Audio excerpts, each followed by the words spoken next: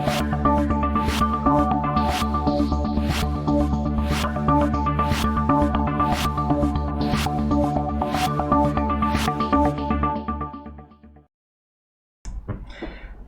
hello everybody. How is everybody doing this Saturday evening for me? Saturday evening for probably a few people, but you know, Saturday for you guys. How is everyone doing? Hope everyone's had a wonderful day. I hope everybody's had the opportunity to see perhaps the best, and I mean this literally, the best flat earth observation I have personally ever seen. And I'm, you know me guys, I've been doing this for a long time and I've done plenty of great observations myself, but when it comes to the distances involved and the observer height involved with this, Dr. John D just knocked it out of the park. Quite literally knocked it out of the park. And as soon as I saw it, I mean, this video's been up for over a week and I hadn't heard anything about it. It was kind of, you know, it was I don't know, maybe it was because it was a long video. There was an hour and 15 minutes or so on the video. Maybe people didn't stay till the end to watch it. But yeah, when Dr. John D linked it me in Skype and I had a watch of it, you know, I immediately knew the significance of it. Immediately. And I spent all day today, very happily, may I add, putting together the video. And yeah, what can I say? I condensed all the information into 10 minutes, and quite honestly, I can't say it enough how good I believe this observation is. I have a feeling it's going to be one of these observations that lasts for eternity in flat Earth, for eternity, and I mean that genuinely, because I have never seen a longer observation at sea level, ever, never ever, and I doubt anybody's ever going to come close to matching that anytime soon. But it's out there, and I was only too happy, like I say, to put together a very small input into this observation. All the credit must go to Dr. John D. He did all the work, and to be a part of that, it's been quite a journey. So if you haven't seen that video, you are missing out on something exceptional, and I would hope that Dr. John D and Globebusters and Jeranism get together sometime and maybe have a little chat, and you know, maybe get me a few more subscribers, maybe promote his video a little bit, and maybe promote this video a little bit. You never know, they're going live tomorrow and they get quite a few viewers, so hint hint Bob. You know what to do. Right, okay, let's say a few hellos to the people that are in already. We've got quite a crowd in already, actually. So many people. Excuse me, I'm just going to read your first names. Rob, Paul, Helen Degenerates, Cleary, John, Aaron, Dr. John D, SE Montreal, Paige, Cassie, Aaron, what else have we got in? We have got Bob from Globebusters is in. We've got John Bernard's in. We've got Ali B. We've got The Snark. We've got Brian, we've got Joey, FE Viking, we've got Mike Dornan, we've got Joey Rocha, we've got They, Good Evening, They _, yeah, Paige, YouTube, NZ. So many people, everyone's piling in. Let me catch up. If I've missed anybody, I do apologise. Who You, Rachie, FE Viking, Paul, Mr. Xavier. Right, I hope that's it. Right, I'm not calling anybody else out right now. That's it. If you're not in already, you don't get shouted out. Right. Okay, let's see who we have in. Let's open up here and let's say hello to the audience that is, well, the audience, the people that are actually in the Discord, ready to entertain us this evening with some flat Earth chat and debate. Who have we got in? Let's see who we've got. We've got Ali B, we've got Aaron, we've got the Dodo, we've got Jimbo, SE Montreal, and we've got Right the Hand. Hello, everybody. Hey, Matty. Hello. What a day. I've got the biggest smile on my face. I can't take this smile off my face. I don't know what it is. It's like I'm just you know, it's one of those days that something just happened and it was just amazing. I mean, you know, I never saw this observation before until today, and my first thing to do was to go out and verify it.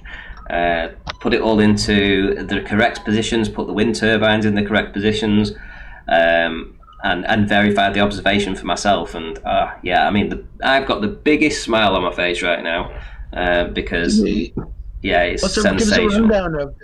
Give us a rundown of the observation, dear, in brief terms, Randy, because I haven't heard it. Okay, so infinity over 6R. Yes, I think that's what it's needed. Yes, definitely greater than infinity. I think. Yeah. Okay, I'll get my mind to work on that. So, what's infinity again, Aaron? Never ending. Tell them how far you can see to Paris there, Randy. Them about that picture, bro. That's outstanding. Yeah, go on. Fill us in on why are you so happy, man? Well, I'm so happy because, obviously I've got this hernia, so I've not been able... Is that you, Pete? Sorry, now maybe my screen is flashing. Okay.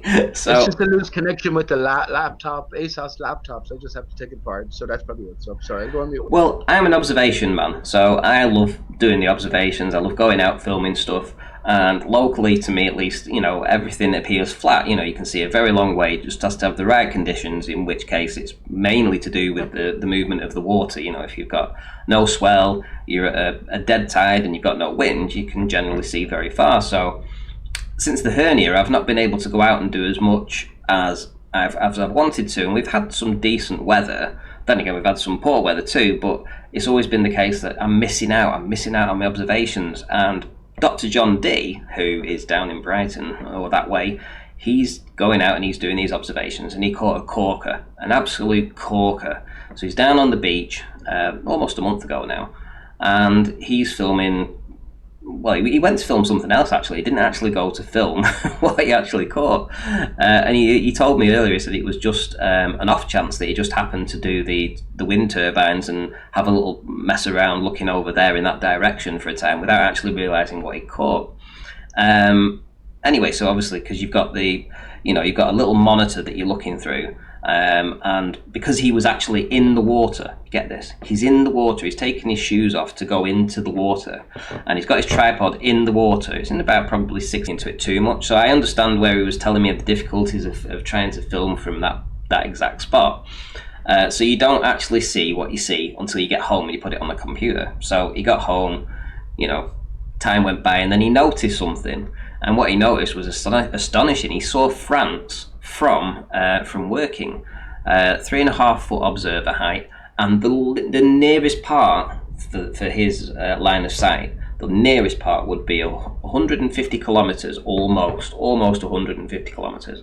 And that's probably not even saying for sure that that's the land he saw. It could be something that was further beyond that. But even going to that particular measurement, it meant that almost a mile of curvature, right? Almost a mile of curvature between himself and the target. And the land that he was looking at was only about 110 meters tall, right? 110 meters, and there was almost a mile of curvature. And it's very clear in the video that he's actually seeing this land. And I was so blown away with how good an observation it was. I mean, it's not even a smudge. Sometimes in the past you've seen little smudges, or but this was quite clear. You could make it out very, very clearly. So the first thing that comes to my mind is no floaty land. No floaty land. Remember, it's back to the Isle of Man and Ireland, right? So if we take it is true, Ranty, well, that's fantastic. Absolutely, there's no islands in the way. Can't be mistaken for anything else. No. 150 kilometers. Well, brilliant. And here's the crux of it, right? From so low, how is that possible?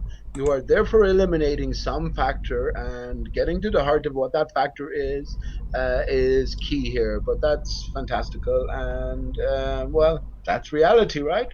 Well, it's gone over the ball hundreds of meters, but yeah. Well, Pete, I mean, according to Rumpus, John D probably has a tattoo of the French landscape on his ass, and we're actually looking all the way around the globe at John D's butt.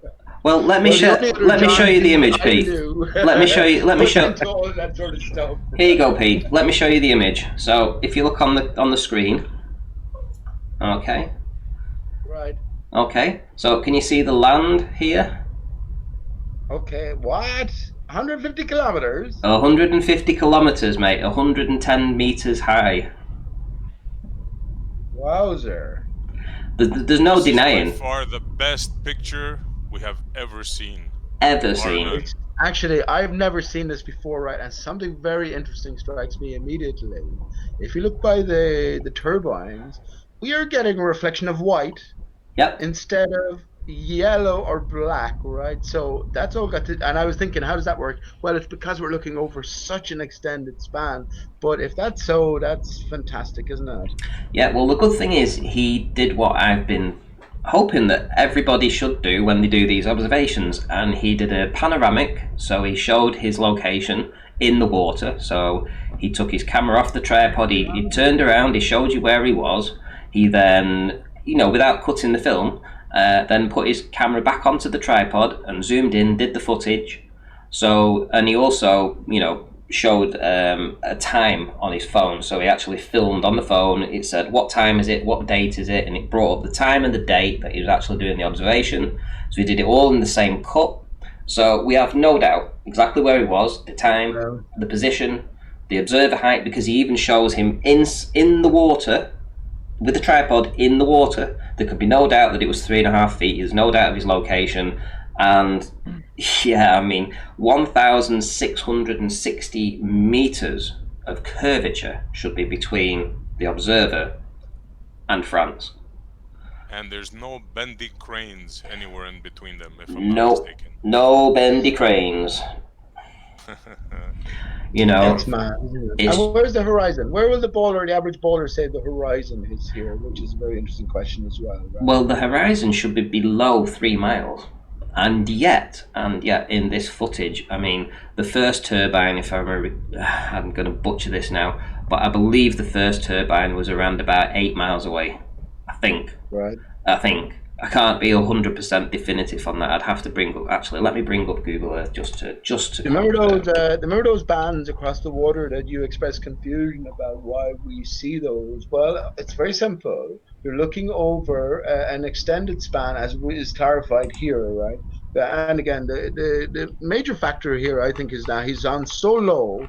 I could go into that in a second as to why, but actually I won't say it now. So right, but the bands, it's because you're looking over an extended span, which the bowler takes away from you. It'll tell you what, he's supposed to be 100 feet away and 3 inches above the water. But you know what I mean? Over the extended span, the water itself is compressing. The distance in the water itself is compressing, and Ruhiv touched on this the other evening as well. So we really need to sort of immerse ourselves in the image and decode it. Look at the angles, as you started doing the other evening, but look at the side elevation. What sort of angles would it make in relation to the height of the observer and the target, etc., and appreciate finally that we're looking across water all the way. Right? Okay, so this image that I'm presenting here, the nearest turbine is 8.6 miles away. There's another set of the turbines continue. I've just cropped this, down a little bit so we can see all this. But the turbines continue, and the horizon is beyond them, and that's at 11.6 miles. So the last turbine that we actually see, essentially, is like these ones, and the turbine, the horizon again is still beyond them. So. It's such a cool observation. I've got this biggest smile. Come in and defend this, though? How can someone defend this? First of all, first question you're going to ask. Defend this? Right, SC. The first question you're going to ask Crow or somebody is, well, where's the horizon here? And you can see it on video as well, so you're not just isolated with an image. Well, the question here, Pete, is where is France? Not the horizon, brother. Where is France? This is beautiful. No wonder Randy's happy. Je parle français comme un bas espagnol, SC. Oui, mon ami, c'est où le Paris? Hey, I can't speak any French. Guys, what picture are you actually looking at? I can't see a picture. What do I have to do? Just click in the general. In the chat we're in now. Yeah. If you just click on me, you see I've got live. It says live. So if you click on me and then just watch the stream. No, I don't see a live. Do you know? No, I don't know. I'm on a tablet. Would that make any difference? I'm in the general chat. I can see the big long list of names. Oh no, go into the voice. You know the voice channel. You know we're in the voice channel now. Ali, we're in the voice channel. Yeah, you but can I see all the see members. you in the general. Yeah, but I actually see you in the general. Yeah, so we're in the general voice channel. Yeah, so if you just click on me now, you should be able. It should bring you up a screen. I wasn't able to open it either, Randy. Oh, no, right, okay, no. So let me reshare then, my mistake. So let me reshare for you guys then. Here we go. No worries, there we go. No. But is this in the chat in the YouTube I have to go to now? No, on Discord. Just click me in Discord. Just look at voice channel general on Discord, and right next to Ranty's name it should say live. Just click on that and it'll give you an option to watch the stream. It's not giving me that option. I'll tell you what I'll do then. I will put it into the general chat, so that the image, so that you can look at it in there. How's that? All right, cool. Okay, so get that. Okay, can you say hello to Ranty? Hello. You get me in, okay? I was thinking you might. There we go. No, I hadn't realised that you was server muted, John. I think the last time we spoke was a while ago, maybe 2 weeks ago, so it must have been that you maybe fell asleep or something at the PC. And he was topless, and his nipples were showing everywhere. I was thinking starting to hate me or something. No, not at all, no. No, listen, I only mute people for a short time, and then I bring them back in, you know what I mean? It's like there are some Globers that have been server muted, and as soon as they rejoin, because what will happen is I'll server mute them for 5 minutes, and then if they drop off and they don't return for a day or two, when the next time they return, they're still server muted. And so I'll see that, I'll unmute them, and then we'll carry on. And it depends, it's not just flat globe earthers, it'll be flat earthers as well. But like I think the Rumpus might be server muted right now, so if he was to join, I'd have to unserver mute him. I was calling. But you're obviously not going to do that because that would be terrible. Well, I was calling out the here, Rumpus, on this issue. This is the French Black Swan, Le Signe Noir. French Black the Swan. Fucking New World Order. Good one, Pete. Well, this is, as I say, I mean, there have been some Black Swans put out there, no doubt about it. But I don't think any of this distance from sea level. I mean, no chance. No chance, bro. This is it's astonishing, and because there's no obvious distortion in the image either, and it was all the pristine conditions that I've been talking about. So there was no swell, there was no wind for wind-driven waves, and it was dead low tide. So there was no incoming or outgoing push or energy inputted into the water. So that water does what it always does when it's got no energy put into it. It finds its own level. And because water is level and flat, and it stays flat, this is exactly what happened. And we had just had the other good thing that went with it, which was good visibility. We were able to, it wasn't like it was foggy or anything. We were just able, with all these conditions coming together, get this image. And it's probably a once in every 2 year observation. You just have to be at the right spot at the right time. And Dr. John D said he was on a bike ride when he saw the observation, when he saw the conditions, and he had to race back home on his bike. He had to pedal 5 miles as fast as he could to get home, get his camera, and get down to the beach to start filming. So shout out to Dr. John D, man. Yeah. All this during a pandemic too. Well done, John D. Hell yeah! I mean, the things you do. Look, let me say here, right? So, Randy, we can see a band across the center here, which is more disturbed and doesn't seem to be reflecting the sky, I would say, beyond. But there's a reason for that. And if we think about the sort of scope of this image, so from the bottom of the image all the way to France there, it encompasses 115 kilometers. So a certain portion will encompass the nearest, 150, not 15. Jesus, man. 150 kilometers. Yeah. See the water. So here's my point, right? So listen to this, right? So you see the water near the first wind. What do you call it? Wind turbine. Yeah, that's a reflection. Right? So you can see it. That's a reflection right down. There's no inferior mirage. This is a reflection, Pete. Right. Well, that's an hour's drive by car at 115 kilometers an hour. Well, I'm That's just how trying to get far you. that is. Right. Well, I'm just trying to get you. I was thinking SC Montreal. That's from Limerick to Dublin here, and I've been on that train ride many times, and it's like 2 hours in a straight line, pretty much. Yeah, so on that's a train. mad. Yeah. And that's from 3 feet here. But my point is here, right? So all the water beyond that turbine, so we're thinking in 3 dimensions, to the land in France, that's all compressed, and that contains 120 kilometers of water, all squashed in. You've got to take that scale into account. It would take Ali 3 hours driving his truck to reach there.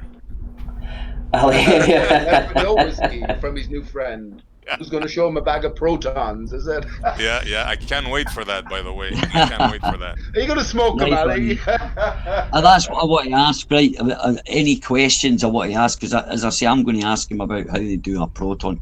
Sorry, you know for what I want to ask him? Ask him how does the nucleus, how does the electron circle? What keeps it circling? What's that mechanism? That's what my question, Ali.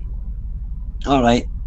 I'll ask him that, because he doesn't really know much about particle physics, because we were talking. It was quite funny. We were talking. we were talking about like quarks and that, and the fact that it was like the interaction between gluons that give things mass, and he mentioned the word gravity. He says that's what actually causes the gravity, is interaction with the gluons, with the quarks or whatever. And ask him definition of mass as well, Ali. Yeah. Actually, that's a good one. Yeah. That's his a good definition one. Of mass. Yeah. Can I say they are talking about the gravity now all over on all canals. Everybody is talking about gravity, but there is no force behind the heliocentric gravity. There is nothing behind it. So why not look all the maybe John, there has to be, in the flat sense, there has to be something, because there can't be nothing. It comes back to where we actually find ourselves as opposed to where we know we're not. Yeah, Pete, let's get back to that picture. Yes, let's get back. That was I hijacked it there. That was getting off the subject, because that's quite an amazing picture. Well, let me summate then what I was saying, Ali, on this, right? Yeah. So for all of us to understand, when we're looking over this extended span, you see the stretch of interrupted water. That might be, from your perspective, about 2 miles in distance, right? And it's only locally, because of perspective and angular size reduction as well, it shows up because it's a sort of a disturbed band. But beyond that, and beyond the first windmill tower, and all the water all the way to France, it's so compressed in distance that it behaves like a perfect uniform, what I'm going to say, glass or mirror. So what do you think, Ali? How cool is this image? It's pretty amazing, because I've been down to the South England, so I kind of know the water. But to see that distance, right, and you can see it's clear as day that it's, and it actually, I'm quite surprised how large it looks for it being that kind of distance. It looks rather large and prominent, doesn't it? You know, that only something that was on a flat plane could. Well, here's the thing, Ali. Now, in the video, because I did, I stretched the line of sight out, and I wasn't convinced that we were seeing the 110 meters at 150 kilometers. It's quite possible that beyond that, going to a much greater distance, we were seeing something that was 330 meters high.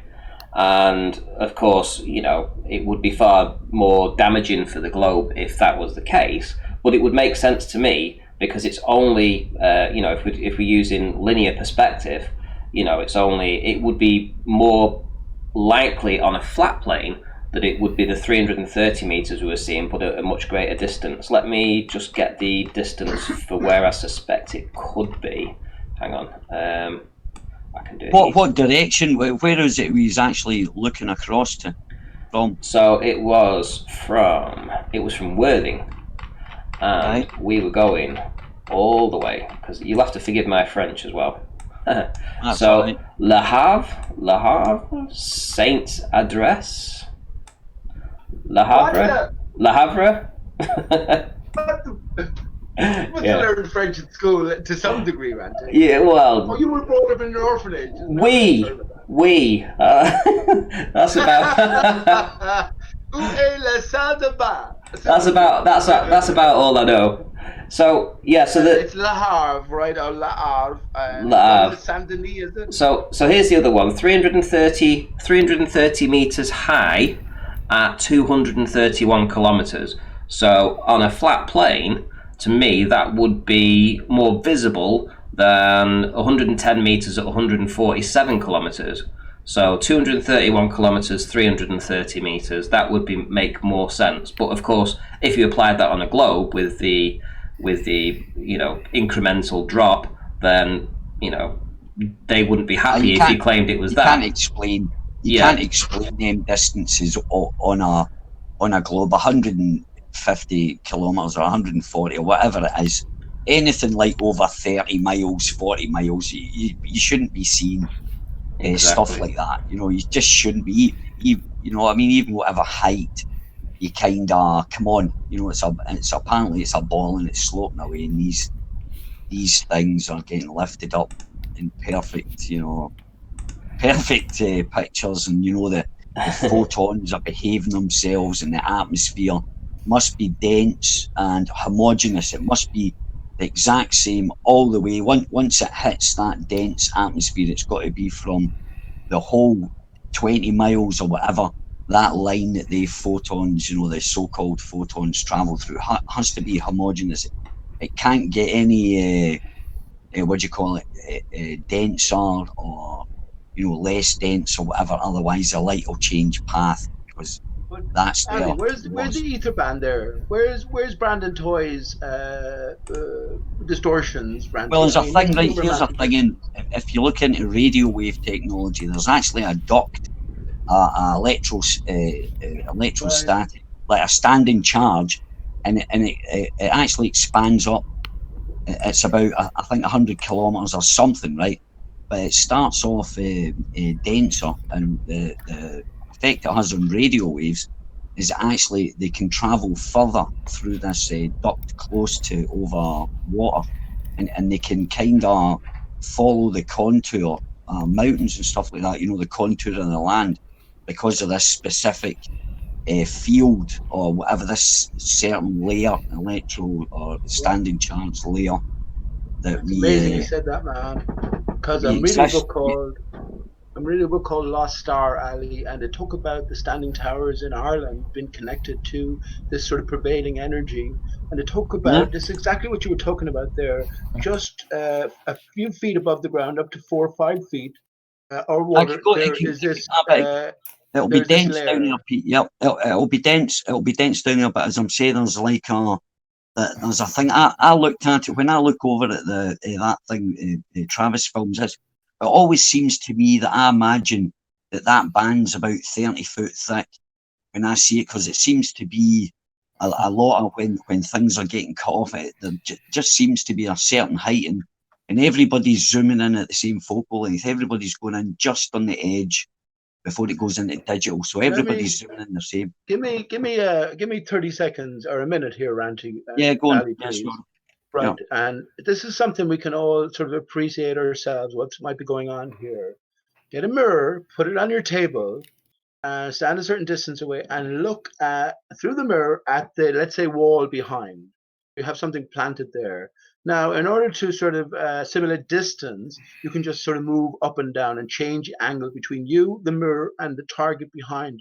As you look directly from a bigger height, some of the bottom will be blocked off due to the angle here. As you gradually increase lower and lower, right, more of the background will be revealed, until eventually, when you're parallel with the mirror, you will see all of the background. And this is what we're seeing here with France. When we see mirroring in the water, well, when we see mirroring in inferior mirages or whatever, well, it's the water, it's the surface and the angle that makes the surface. And I won't talk even about the green flash. I leave that to somebody else. I did mention it on your channel before, Ranty.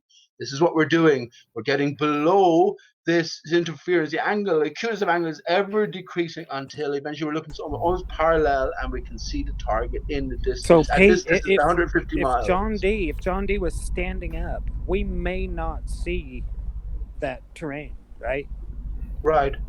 Yeah. Just like if you stood up or raised your angle on the mirror on your table, right, and you're looking at what's across the way behind it. If you stood up, you're going to lose some of the bottom of it, right, because it's interfering. This is the general idea. It's only when you make it parallel that you can see all the way to the target. Fantastic, isn't it? But again, it's the extended span that's been given back to us, and Rumpus can only ever. Any baller worth their fucking salt here? Where's Crow tonight? They're all listening. Ranty, there was 2 of us in the chat earlier on, and there was 40 or 38 online or something. So there's lots of ears listening, but they'll have to come in and identify the horizon first of all, thereabouts, and then get into that quagmire beyond that. You know what I mean? Well, we know the Rumpus will probably make an appearance and come in and talk a load of crap and bring up stupid excuses and just cause can't stand no more. And shows how much of a moron he is eventually. So Refraction. Refraction. Shout out Travis. Okay, hold on. Okay, everybody listen, please. Okay, Pete, I totally get what you just said. I fully understand everything that you just said. What you will never be able to do with that mirror that is lying on the table, no matter what angle you take, that mirror will never be able to reflect anything above its surface, which is what you have with the inferior Mirage. Now, again, both you and Aaron cannot account for this. We asked you this question the other day. When you have an inferior Mirage that extends above the surface, cutting off the image, whatever it might be in the distance, halfway through its body. Right. That's not the surface of the water. The reflection is on the surface of the water. I told you, Travis, if you drew out 30,000 feet along the water, that's the length of the one base of the triangle, Except right? for the fact, Hang on, Travis, please. This got me banned the other evening for an hour. I couldn't speak because I'm the only one here pushing the mirrored water there, and I'm trying to explain where I'm coming from. Nah, you've suckered Aaron into this.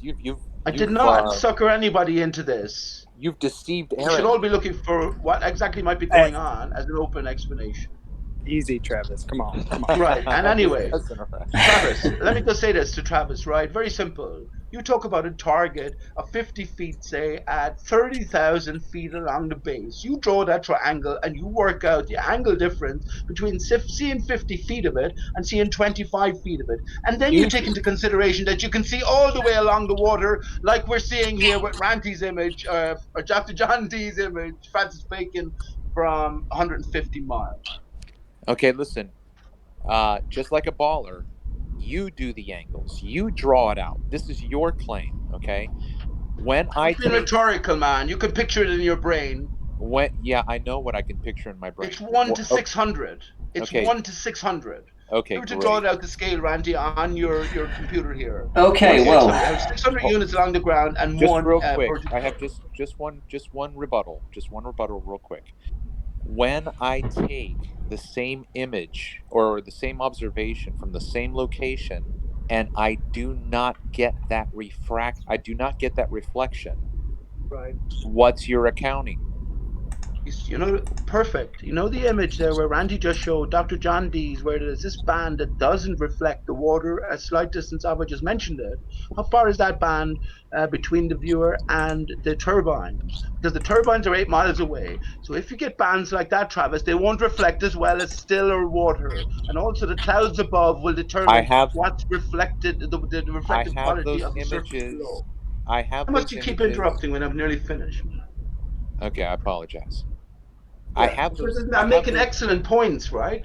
I'm not trying to sell anything to anybody. But I cannot get in one point, never. I think what we need to do, basically is just have you two do a debate with each other, I think. Get you guys on, bring your proofs so that you can actually bring something that people can look at and you can explain. Because Travis has got his proofs that he can show, We had to, I can't still visualize what you're saying, but I can hear what you're saying, but I can't visualize it. I would need you to present some kind of imagery so that I can make head nor tail of it. So, I think it's a dead argument until you can provide that, Pete. And I would definitely have a debate with you two, and then you could put your evidences out there, and we'd see what happened. Travis made a video especially for me, and immediately looking at it, because I've been doing this for so long, I knew what was going on. The mirrored water layer over an extended span accounts for all of the mirroring, inferior miraging. Now, I was waiting for Travis. He knows this. He said he's been busy. I said, I don't mind. I'll come on your show and we'll work our way through the video, and I'll work on the fly, right? And I will make my points very clear to everybody. I'm capable of doing that. So I am happy that. But I'd like to hear Travis's point of view on the image you showed there as well. The one issue, Pete. Pete, can I ask you a question, Pete? Pete, you're expressive, but you're not demonstrative, and so some brains would like a demonstration. That's all. Yeah. That's okay. Okay, so SE Montreal, you would say something. I would Pete, say can I ask you a question, bro? Sure, and let me just say, SE Montreal, I've done all of this on my own channel, but I haven't done any official videos like this. But anyway, sorry, man. Off you go, please. Yeah. No, I get it. I get your argument, and I get Travis's argument. Right. Excuse me. Can I say something? Well, just one sec. Just let SE Montreal say his thing first. 2 seconds, John, and then you can go if you want. John is a bit off time because it's tomorrow in Holland now. Today here in Ireland. I'm not in Holland now. Oh, sorry, Sweden. Right, go on, SE. Okay, so look, I was wondering, Pete, your image, your refraction thing now. I get what you're saying about the refraction and how it can cause a refraction, but what I want you to explain is how could that cause something to be blocked? Like, for example, Travis's ether band, I could understand, and I've seen how that works. Now, are you referring to heat haze, maybe, or what? No. What's causing that blockage? Not at all. You can view the water beyond a certain point. You know the obvious horizon, the apparent horizon that always appears to us. Beyond that, you can view the water as a mirror, right? But you have to take perspective into account. As you're looking into the extended span SE, the distance sort of compresses. So you have to sort of bear this in mind.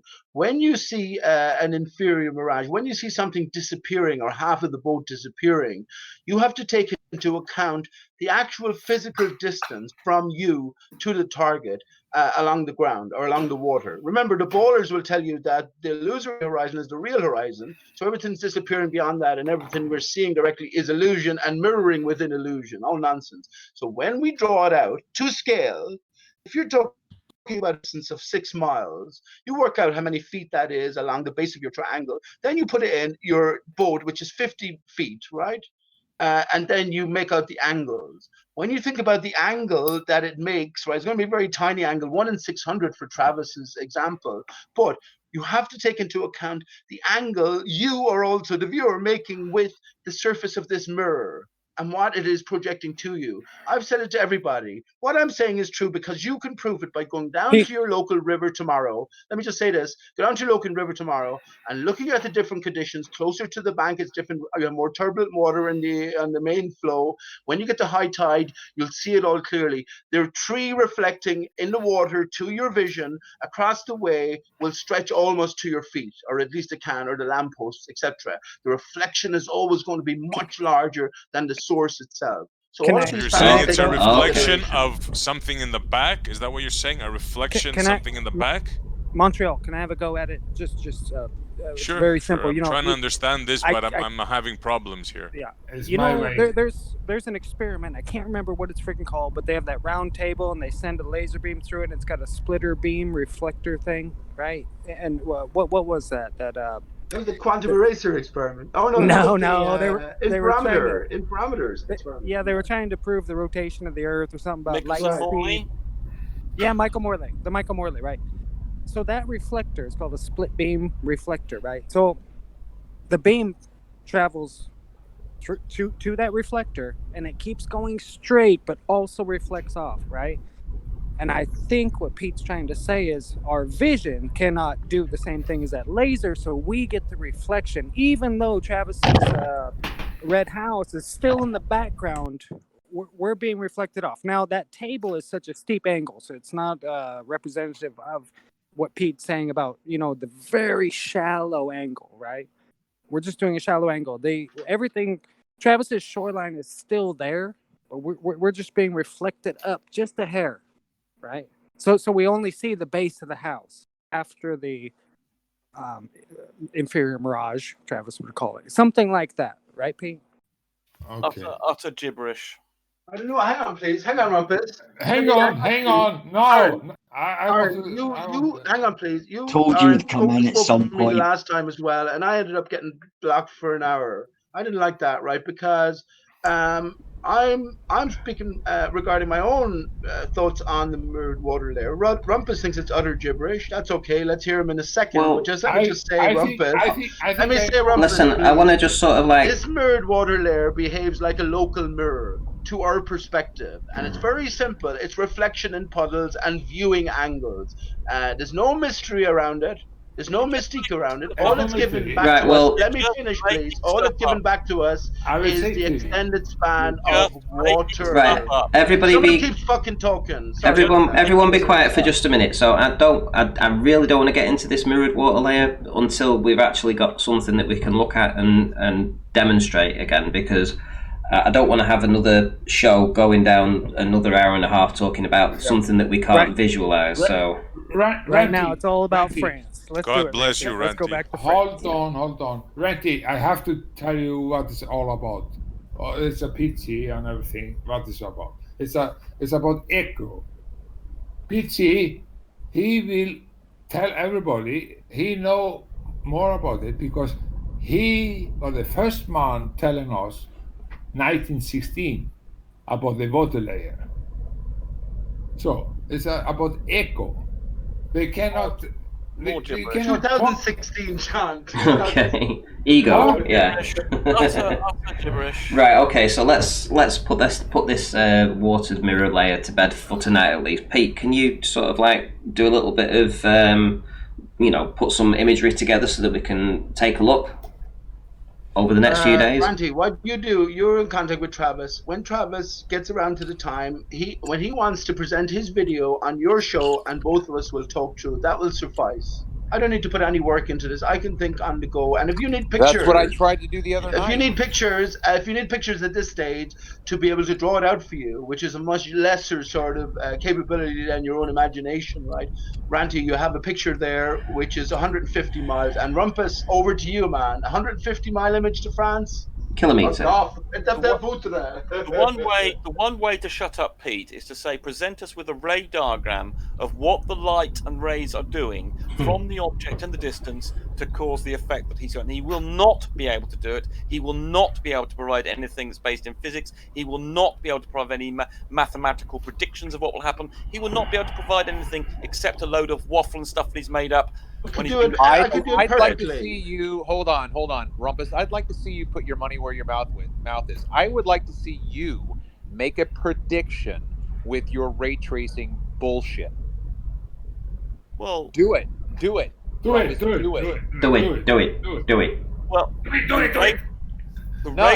There's no need for you to be here right now. Go away. I think you should do it, Rumpus. Do what Travis says. That's a great. Yeah, and then show us the way to make a prediction. Hold on, there is a vital piece of information. No, you do it, Rumpus. Can I answer? You do it. Go away. No. Can I respond? I think that's okay. Do it. Okay. Let him respond. Let him respond, everyone. It's like a cattle mart. Right. So the way. Oh my god.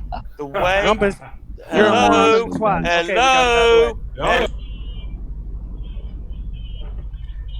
Well, I've taken them all off mute. Well, put them all on mute until they all calm down. So, to be able to make a prediction with a ray tracer, you need to know. Twat moron. Oh my god, twat! You need to know the temperature profile, so you can't make a prediction. Profile. Be quiet, twat. You cannot make a prediction. Okay, let's listen to what he's got to say. Come on. God, you cannot make a prediction with the ray tracing mechanism that Phil and I have developed without information about the temperature profile, because it's entirely dependent. So, for instance, this image. Oh my God! Be quiet. Be quiet. Hang on, John. Be quiet. Okay. John, be quiet. Temperature profile all the way to France. Right. Let him talk. For instance, the thing with the what appears to be, I haven't checked this fully with Dr. John D image of being able to see across to France. I mean, if Ranty was doing it, we'd know we'd misidentify it, just like he thought it was bits of Ireland and Scotland with the Isle of Man. But it's very difficult, in fact, to get this wrong. If he's pointing basically south and he can see a bit of land, then I think, oh my God, then we have to. I think it is likely it is a bit of France. But as I've explained on many occasions, if you have something called circulating rays, i.e., the refraction is of the same radius as the curvature of the Earth. This is getting back to being able to see your own bottom scenario. In theory, those rays we're called circulating rays because oh my God, be quiet. Shout out to Phase 1. Be quiet. Okay, Rumpus, just real quick. Oh my God, can I just finish this? Nearly there. Right, so I want to get his answer. He's almost there. I'm trying to explain this observation. So if you have a refraction, like in the Black Swan image, which I coined the phrase for it, if you have refraction that causes the rays to refract with the same curvature as the Earth, then you will be able to see, in effect, infinitely, well, all the way around the Earth, except for the fact that the light obviously suffers attenuation and will stop. But the light rays will follow the curve of the Earth. You do realize oh my God, right? And nearly there, 10 more seconds. And so with that, you will be able to see effectively as far as the rays are capable of traveling without being attenuated. Finished. My God. Dear me. Well done, guys. Thank you for unmuting me. Okay, I just have a right, now get him. You see when you let him talk, what happens? Now get him. Okay. Brilliant, man. Now get him.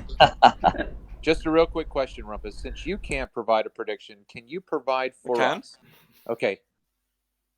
Then there's no reason for you to have waffled on like that if you can provide. I didn't waffle on. If you didn't understand what I was saying was crucial, you're an idiot. Again, Travis, you didn't catch on. No one caught on that waffling line. What was that line you said? The wavy. What did you call that, Rumpus? I know you find science difficult. I know you regard science as waffle. No. You do. You don't understand it. So therefore, because you don't understand it, I misspoke. I didn't mean to say waffle. What did you call that line? A traveling line?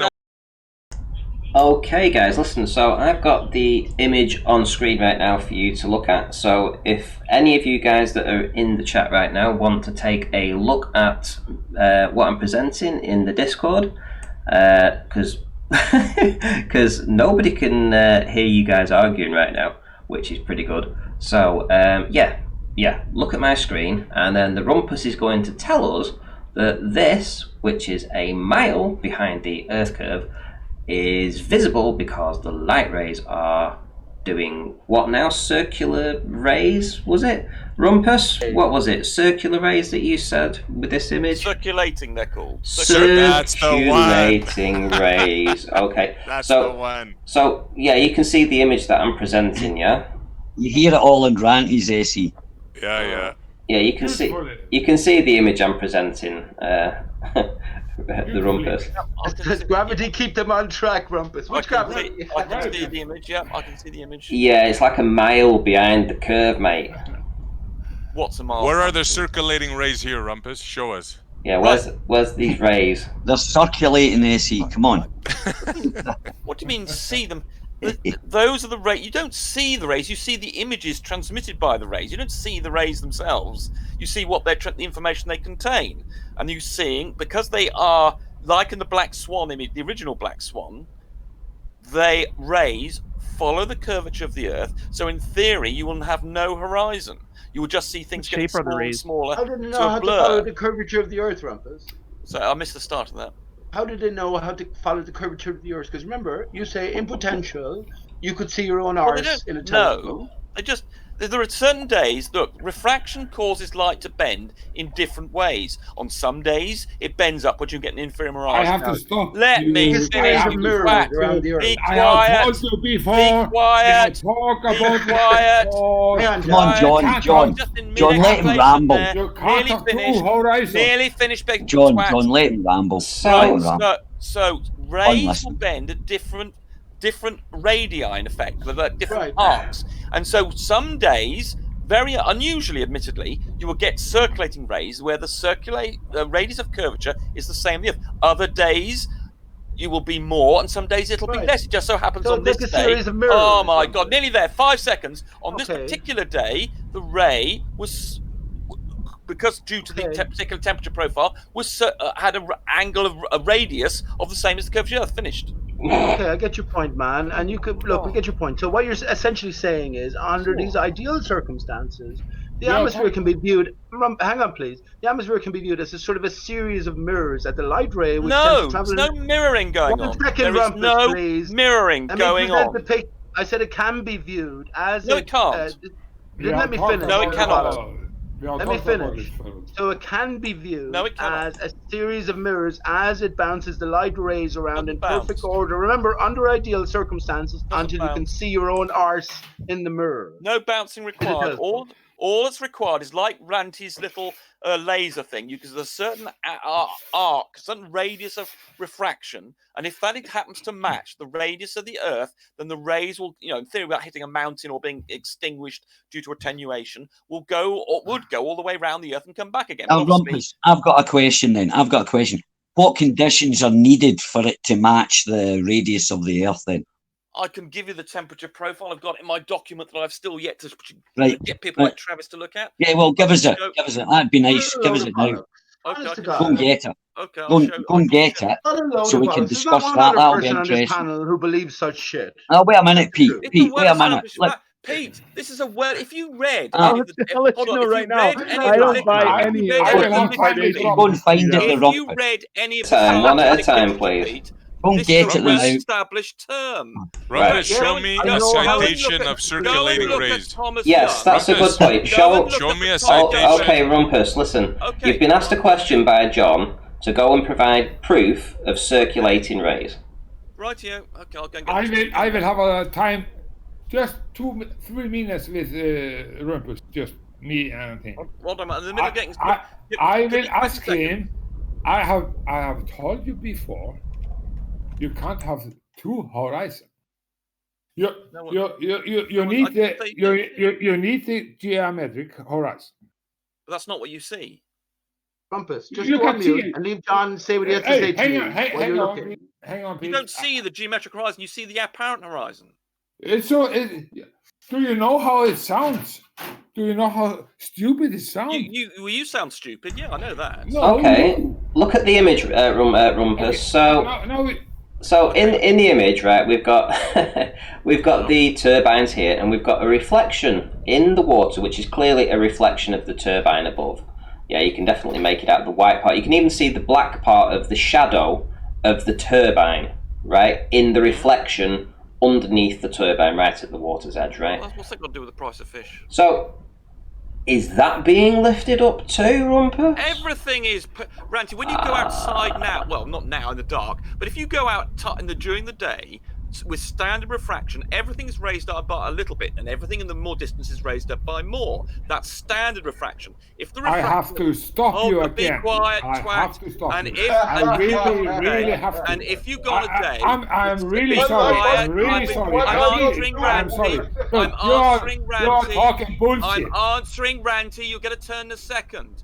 So Why if you go outside, but I'm answering Ranty, you get a turn in a second. Fucking shit. Right, so if you go outside during the day and you subject to standard refraction, everything is raised up, and the further things are away, the more they're raised up. And on particular days with a temperature profile, which I still haven't been allowed to go and find, you have circulating rays, or they have more refraction, and it's raised up more, and you get looming to the point where you get circulating rays. Go ahead, John. Go ahead. You've got your question. Go ahead. Jesus Christ. Okay. Looming that you never can see. You can see the geometric horizon. You can see the looming. Can you Right, what do you think you'd see with looming, John? Have What do you think you'd picture of- visually experience? Do you John, have a picture of John, looming? John, what do you think you would see with a loomed image? Do you think you'd be able to I determine? know what you are Hold on. on, let me finish. It's not Looming, real. looming looks just like everything else, you twat. It's no different. Yeah, to you personally. in a You smell. could not determine. Very You seem to think refraction No. involves in miraging, Yeah. an inversion, or some Let me say weird what I effect. want to say. Everything vision, being Rumpus. But translated in small upwards, scale, in small scale. everything being translated But upwards, if you in would this not game you be think able I to can detect be- it. You twat. You are so You would fucking not stupid. be Okay. able, Do you really without a think I reference can point. loom a Without a city? reference point, you can't tell if something's being loomed. You are Right, so let's wrong. let's look for this out. citation. Rumpus, So let's or look Ranty, for this Ranty, citation. there's a question. There's Yeah. a question in the chat for Rumpus. Yeah, And well- the question is I at really 6 have over to- 6R at 6 over 6R, Rumpus. What you're talking about, circular rays. No, that's not Where- circular rays. That's standard refraction, you twat. Okay. 7 over 6 6 over is 6 standard refraction. 6 7 over over 6 6 is standard. standard refraction. Calm down, no, Rumpus. Rays We're are talking much six- greater. You'll give yourself a hernia Never, now. never ate. Oh. My There's a God. question. Yeah, Right, but there's a question. Stupid Listen, moron. listen. Rumpus, there's a Listen. question. Just be Where everybody would be the quiet for a horizon second. be? Where Everyone. would the horizon be? Right. So everyone's muted because nobody's listening. So I want an answer to the question, which was, can you provide the citation for these circulating rays? Where is the fucking looming? There is no looming. We know that. We know it's just an image of reality. Right. So the distinction here is direct vision. When you see the boats on the horizon, right, and there's mirroring going involved as well. But do you think that you're seeing at least an aspect of these boats as they sail off by direct vision? Yes or no? Say Through that the again. camera. Say that again. So this is the distinction here. Rumpus is talking about looming, and this is about direct vision. As we follow a boat as it sails away from us, sure, it will disperse into the distance in all these anomalous forms, right? But we can still see it directly up to a certain point. And I said we can always do that once we identify the mirroring line when we get into troubled sort of waters, right, or ether band or whatever. But there's always a direct vision up to a certain point. Whereas Rumpus will take the eyes out of your head and tell you, as why John is getting so upset, it's looming or it's other refractive conditions, and it's not actually in the place where you. Pete, real quick. Randy, Pete, can real I quick. share my screen? I don't mean to cut you off. Okay, guys. There was a question in I'm chat. done. It's very good. It's by Xavier or something, right? I was just looking through the YouTube chats, and he said, "Ask Rumpus where the horizon would be at your circular ray 6 over 6R, because according to Rumpus, light never stops circulating, right? So it just keeps going around Only and under around and certain around and around and around." conditions. Right, My so God, where you would the twat. horizon be, Rumpus, at 6 over 6R? Where would it be? So There you wouldn't be have to one. have Except exactly. all you'd see is a going into a blur, gradual blur, become a blur. There's going to be no hard horizon. There'd be nothing. You could see all if the light rays were not. What would you see? Let me You'd come, finish. you come back Jesus and see your own Christ. ass. Let me You'd finish. come back, see your own Let ass, me and then finish. it'd go. Let It'd me keep going, finish. right? Let me It just finish. keeps Let me circulating. It finish. keep twat. orbiting. Come on, Let me guys, finish. come on. Let me finish. It was a good question. A ray would go all the way round the Earth, and therefore there And would keep be no going. horizon. You And twat. keep going. Try And listening. keep going. Try Right? listening instead of It's all in talking. the realms of and the then you might imagination, right, understand. Rumpus? Right, come on, Right, guys. It's all in the here's realms of the citation. imagination, outside of I've science. now got the citation on screen. Circulating rays from the Thomas Young website, the best website on refraction on the internet. And here he describes the maths for it. Too And small, I and can then see it. also describes the I can see it. temperature profile. So there you go, Ranty. It's a well-established, Nobody can read it. body who's done any research into atmospheric refraction. It's mathematics that's not actually reality, Rumpus. Right. What are you talking Show a picture of Nobody someone can seeing read their Come on. posterior. People can see things in these. They know they get a particular. Because it's temperature flat, profile. Rumpus. Yeah. No. Show a picture of someone seeing something behind them as We they're know it's facing a not camera flat. forward. I just typed circulating rays into Google and it will not show me anything except X-rays. It will not give me any information Yeah. whatsoever No, on the look at- concept of Look at circulating my. rays. Look at my. Can you see my reference, twat? It's a Rumpus, reference you're in from the- his you're in the friend. world of Listen, let me imagination. finish. I'll Let me post it. let me I'll just post say it. something. It's Thomas Young's, who's Rumpus's friend, who made this up? He didn't make it up. He is an expert on refraction of And it's the 25 very years. best Okay, so it's not a thing. It's not real. It's It could pretend. easily be argued Let's he's move one on. of the top 10 ever in refraction or something. He's certainly one of the current experts. He's published books. So if he's in the top 10, where's the other 9 then that have done circulating rays? He published papers. Okay, so if he's the top 10, where's the other 9 that have also produced the same about these circulating rays? Okay, if I can give you the favourite paper of Anthony Riley, which talks about, if you remember, he talked about the bending of light rays. That paper also talks about circulating rays. Can you show me that? Oh my God! Can you show me the other top 10 people that talk about these circulating rays? This is a guy who publishes papers in optical journals all the time. This is a guy that's a globe earther that has a vested interest in proving that the shape of the Earth is a globe. He has no interest whatsoever in producing reality. Yeah, exactly. He doesn't get involved in the globe argument. He just publishes optics. So, can I see his experiments where he actually put this together and so that it was able to determine this by using the controls of temperature for both the water and the atmosphere, etc., to make this happen? Hold on. Well, can you show me the experiment that he performed in order to actually bring this to the table? Well, this is based on physics, and for instance, I want it based on an experiment, Rumpus. Well, he's got his last paper. I don't have it to hand. He provides lots of visual evidence, and if you look at this site, he provides lots and lots and lots of graphics with examples. Graphics aren't an experiment.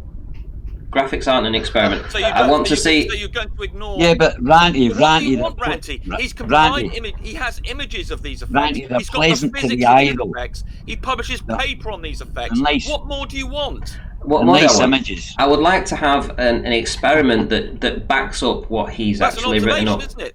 An experiment where he controls the conditions of what he's trying. He can't change the atmospheric conditions. He can't do it to scale. So it's all just so he makes it up then. So if he can't do it, yeah, because you're starting from a position of assuming that it's a globe, and then you're able to trace it and make a ray that curves around it. That's how you get to this position. He can make predictions, for instance, from a globe. You assume it's a globe to start with. But he can make predictions because you assume it's a globe. Be quiet. He can make predictions with because he does something similar to the ray tracing that Phil and I did, and he can demonstrate that what will happen with the particular temperature profile will result. So, for instance, if you get a particular effect and you can know what the temperature profile, that will agree with his model and every other person who knows anything about this subject. Oh, and if he started from a presupposition that it was a flat plane. Would his mathematics have to change? It wouldn't agree. So his mathematics would have to change, right? His mathematics agrees with what we see. No. If he started from a position of believing it was a plane and then had to make some mathematical prediction with how light rays work, it wouldn't work. It wouldn't work. You're right. So what he would? Yes, exactly. Work. And so for a particular temperature profile, so let me finish. On a flat plane, you wouldn't get the right results you see. The right results we just see too far, Rumpus, because it isn't being bent, because it is. The rays don't bend, Rumpus, like you think they do. They do. No, they don't. All the physics because it's not a globe. Show me the physics. Show me the experiment that goes along with this. Rumpus. Ranty. I was going to say, Ranty, I'm going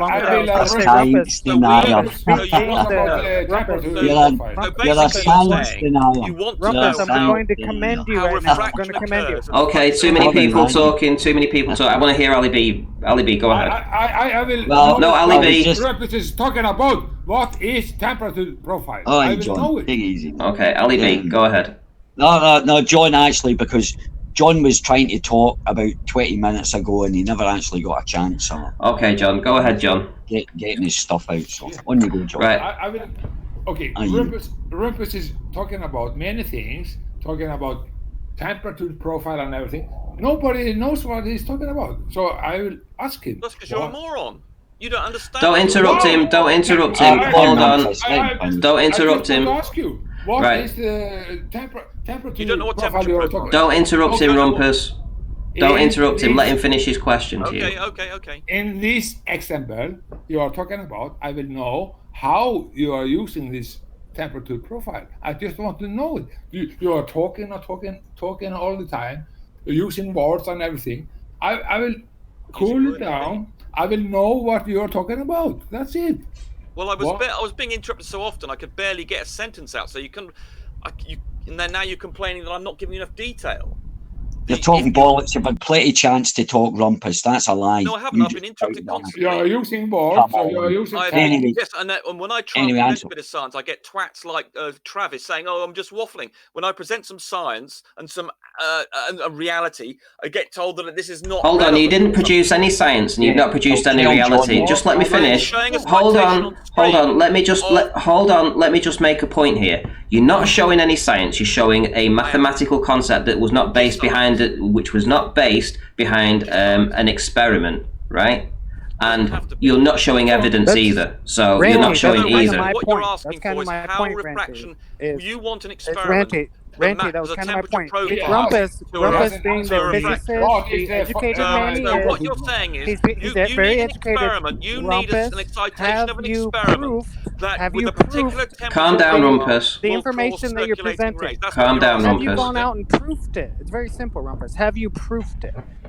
We get the information. We know that a particular temperature profile will lead to circulating rays. Have you proofed it, though? Have you gone out and actually proofed it? Being the physicist, scientist, I have not man you are, been in a right? situation. One at a time, please. One at a time. I will listen to Rumpus. Rumpus, can you provide Rumpus, can you provide anything that will show us this in reality, please? Don't tell us that it exists. Show it to us. So what do you mean by show it to you? Do you want some proof? Are you fucking stupid? Are you a fucking stupid idiot? You do not accept observations. You don't accept science. You're a reality. I'm asking you for an observation. Get out of your lab and you're not satisfied with explanations. I'm asking you for something, Rumpus. Show us an observation, Rumpus. So what do you want me to do? Take the photograph now of this. You always ask impossible things to do. I can show you examples. Some sort of a demonstration of light bending. I can show you. Right, okay, listen, one at a time. Listen, I am asking everybody, I'm going to have to mute everybody. Yeah, come on, get a grip, guys. I'm going to have to, right, muted. Next one that talks is getting muted too. You want to follow a particular ray or something in your mind. You want me to show you a video, I think, of a ray going round the Earth. He silenced us, Rumpus. Such a thing. Well, no, I haven't. I'm silencing anybody that interrupts right now. Silence us, man. Silence us, right. Please. John's been silenced for 5 minutes, and anybody else that keeps interrupting like a rabble, they're going to get silenced too. So, right, Travis, you were wanting to ask the Rumpus, a question. You want him to provide proof, right? It's a very simple request. He's got something here that he's trying to present to us as science. There is nothing on this page on Andrew Thomas Young that depicts anything in reality. So all I'm saying and all I'm asking, if Rumpus cannot do this from his own data, Rumpus, can you just simply show us this in reality from someone else's source? What do you mean by show you? Well, you want a picture that, as a result of circulating rays? Is that what you're asking for? An image? Okay, how about this, Rumpus? If you tell me that you have, let's say, 25 green apples, and I ask you to show me those 25 green apples, is that going to be a hard concept for you to understand? Is it a hard concept for you to understand that an observation, an image of something that results from circulating rays is the evidence you're looking for? Say that again. Oh, my God. Circulating rays. No. Say what you just said. Listen. No, I'm going to do it more simply because you can't understand simple things apparently. It's in the realms of the imagination. So here we go. So circulating rays result in certain sorts of images, i.e., you can see. Show me an image like that. So we've got one, you twat. That's what Dr. John Dee's image is, you idiot. Okay. What can I say something? Wait, please wait. Okay, Rumpus. In order for you to do that, you would have to have everything in front of you as the variable. Do you have that information? Well, we can clearly see what's happening. No. Yes. No, I Do don't you have the the temperature profile. Then Why you would can't what a make that stupid claim. question. Okay, you What a can't, stupid, you can't answer stupid, my question. stupid question. I didn't make the observation. How on earth do you expect me to be able to go and get the temperature profile? Although actually you can do that. You're making an equivocation, Rumpus. How can you make an equivocation? Do you understand what equivocation is? I don't think you understand what equivocation is. It was more circular logic. Hold on, real quick. One second. One second, Travis. Sorry, Okay. I just want to 1 second, and it's to do with the rumpus. You said that you needed all the information, blah blah, when you were asked to give an example. To make a prediction. To make a prediction, right? I was asked to make a prediction. Yeah, that's that, correct. I needed the temperature profile. Correct. But in that case, there you've already decided that must be this refraction because it's so far away. You've already decided. Right, because of established research. No, now you're going to wait a minute.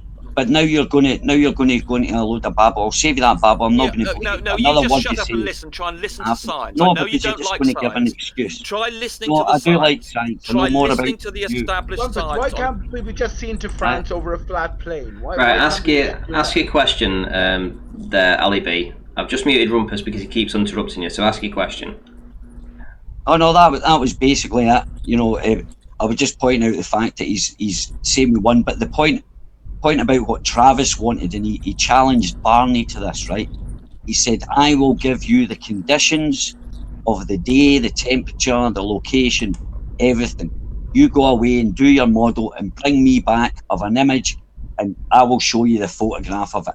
And not one person's taken it up. Now, that's what basically is what we're trying to ask the rumpus is, and John was pointing out, go away and we'll give you the conditions. You come back, like Travis has already offered, you come back and give a likened picture and explain what this picture is going to look like, and Travis will show the actual picture and see how close these precise predictions come. It's simple. That's all we were asking. I get you. So the observation's already been done. They've got the. And Travis has been doing this. But Travis has been going on about this since I even heard the hangout that he was in with Barney. He challenged him. Barney said, "Yeah, no worries," and that was last year.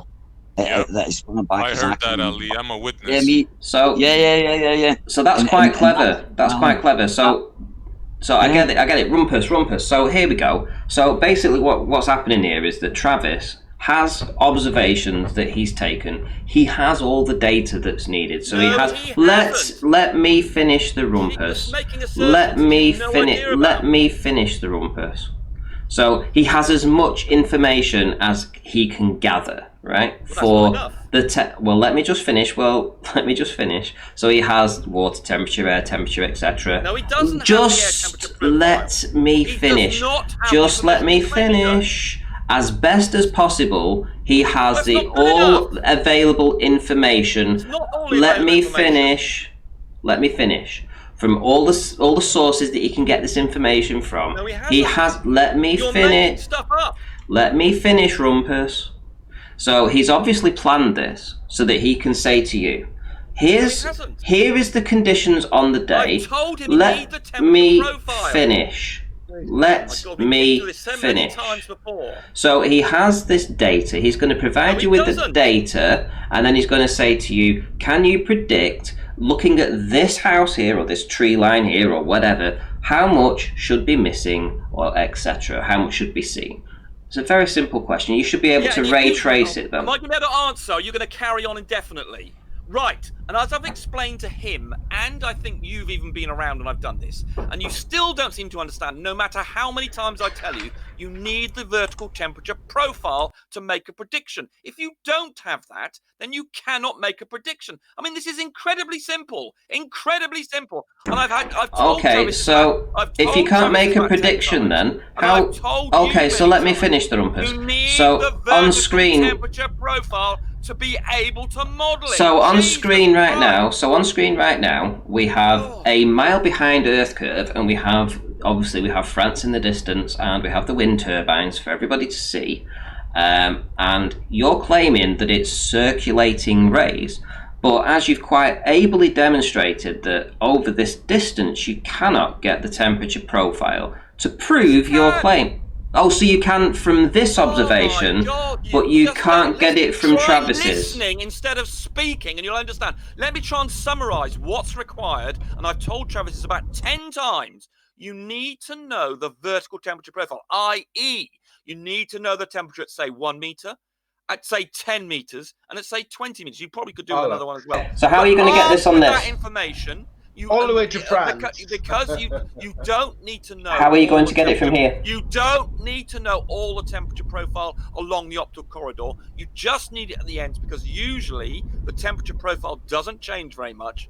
And therefore, armed with that information, which Travis has never provided, never, ever, ever provided, you can make a prediction. But without that information, you cannot make a prediction. Right, okay, so no, Pete, don't summarize it. Right, let me finish, right? So what you're saying is that Dr. John D can provide obviously the weather temperature and probably the sea. Not good enough. Just let me finish. So how are you going to verify your assumption that this is being loomed up by circulating rays? Well, we know from established research on optics that when we get an effect like this, it's the result of circulating rays. And also, so if we know from established research that other people have done over not quite hundreds of years, but nearly, that when we get this sort of observation, there's a temperature profile associated with it, the one that I was showing, or was still showing, in my citation. And this is a well-established scientific fact. Okay, right, so can you show me one video that backs that up? Yeah, right, yep. Not any evidence at all. Right. Just one video. Well, hold on. So the scientific literature does not sit on YouTube. It publishes information in optical so you have journals. no data to provide. Post the picture, Rumpus, you fucking idiot. So just YouTube is not a scientific resource yet. Okay, so can you just show me one video, one scientific experiment that shows this? Right, well, so you're, to hand.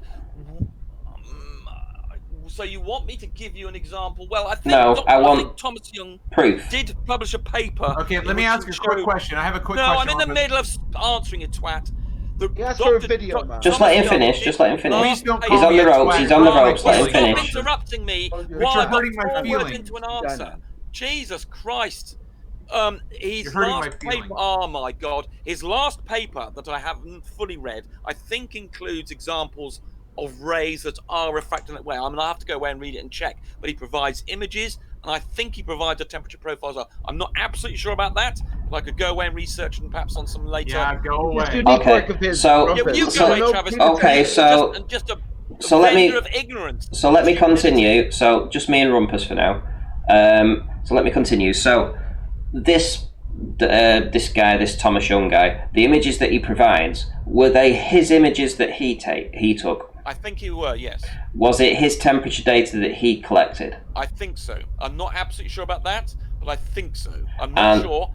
I only vaguely can't remember exactly what the paper was about. And can you provide?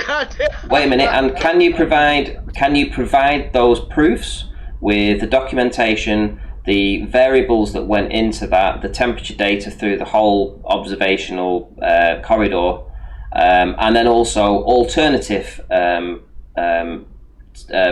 results as well from other observations that he's done?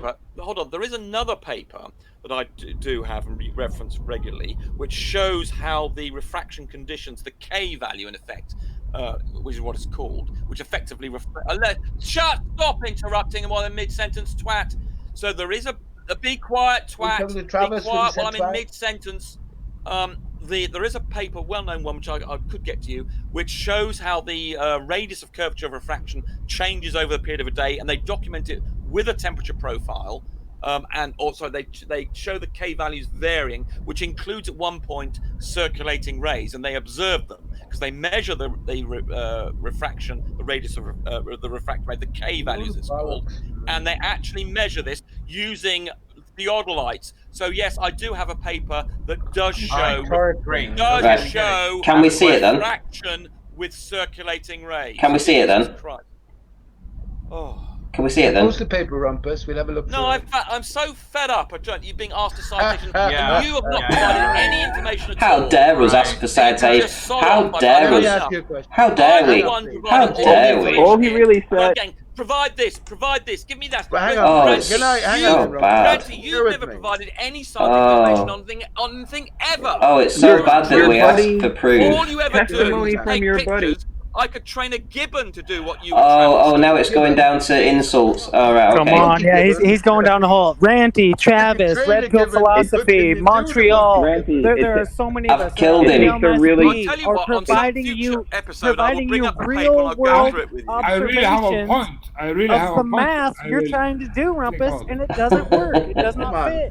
Right, okay, listen, let's... Let me summate Rumpus. Go ahead. I understand Rumpus. I will help Rumpus now. I know that. What he is talking about. I understand it. Hang on, John. John, please. No. Let him finish, because, no. It's very important. Very important. So, Rumpus is right about this in some way. But the temperature profile and everything is not. Because it's so dynamic, it's changing every time. So many things that is playing together. So temperature profile can be manipulated, and it's not right in if you take it in the software or something like that, because there's so many conditions together, working together. So you cannot go on temperature profile. Did anybody get any of that? You have to go into haze, you have to go into density and everything. So, but John, we're looking for a practical demonstration of this. Circular way. Okay, one word, just one word. It can change after after 5 minutes. Everything can change. I made a prediction on Anthony Riley's observation in 2018 of the Isle of Man, in which he was able to see shore to shore from St. Bees. And he told me, without showing me the video, what day he took it on. And I and Phil went and got the meteorological information. We got it from several heights near that site. And we were able to determine what the temperature profile is. And before he showed us a single thing on video, I told him that the land would be heavily compressed, there would be no inferior mirage, and he would be able to, and various other aspects I can't remember. And you got it all wrong. You got it all wrong, by the way. I gave him 4 predictions without seeing anything. Can't you just give him one? Be quiet, and then after that, what he showed was exactly matching what we One of the 4. One of the 4. Can I get in? I'm having to struggle to give a flipping answer. Right, hang on then, Rumpus. You twats interrupt me all the time, and I'm going to cease to be cooperative shortly.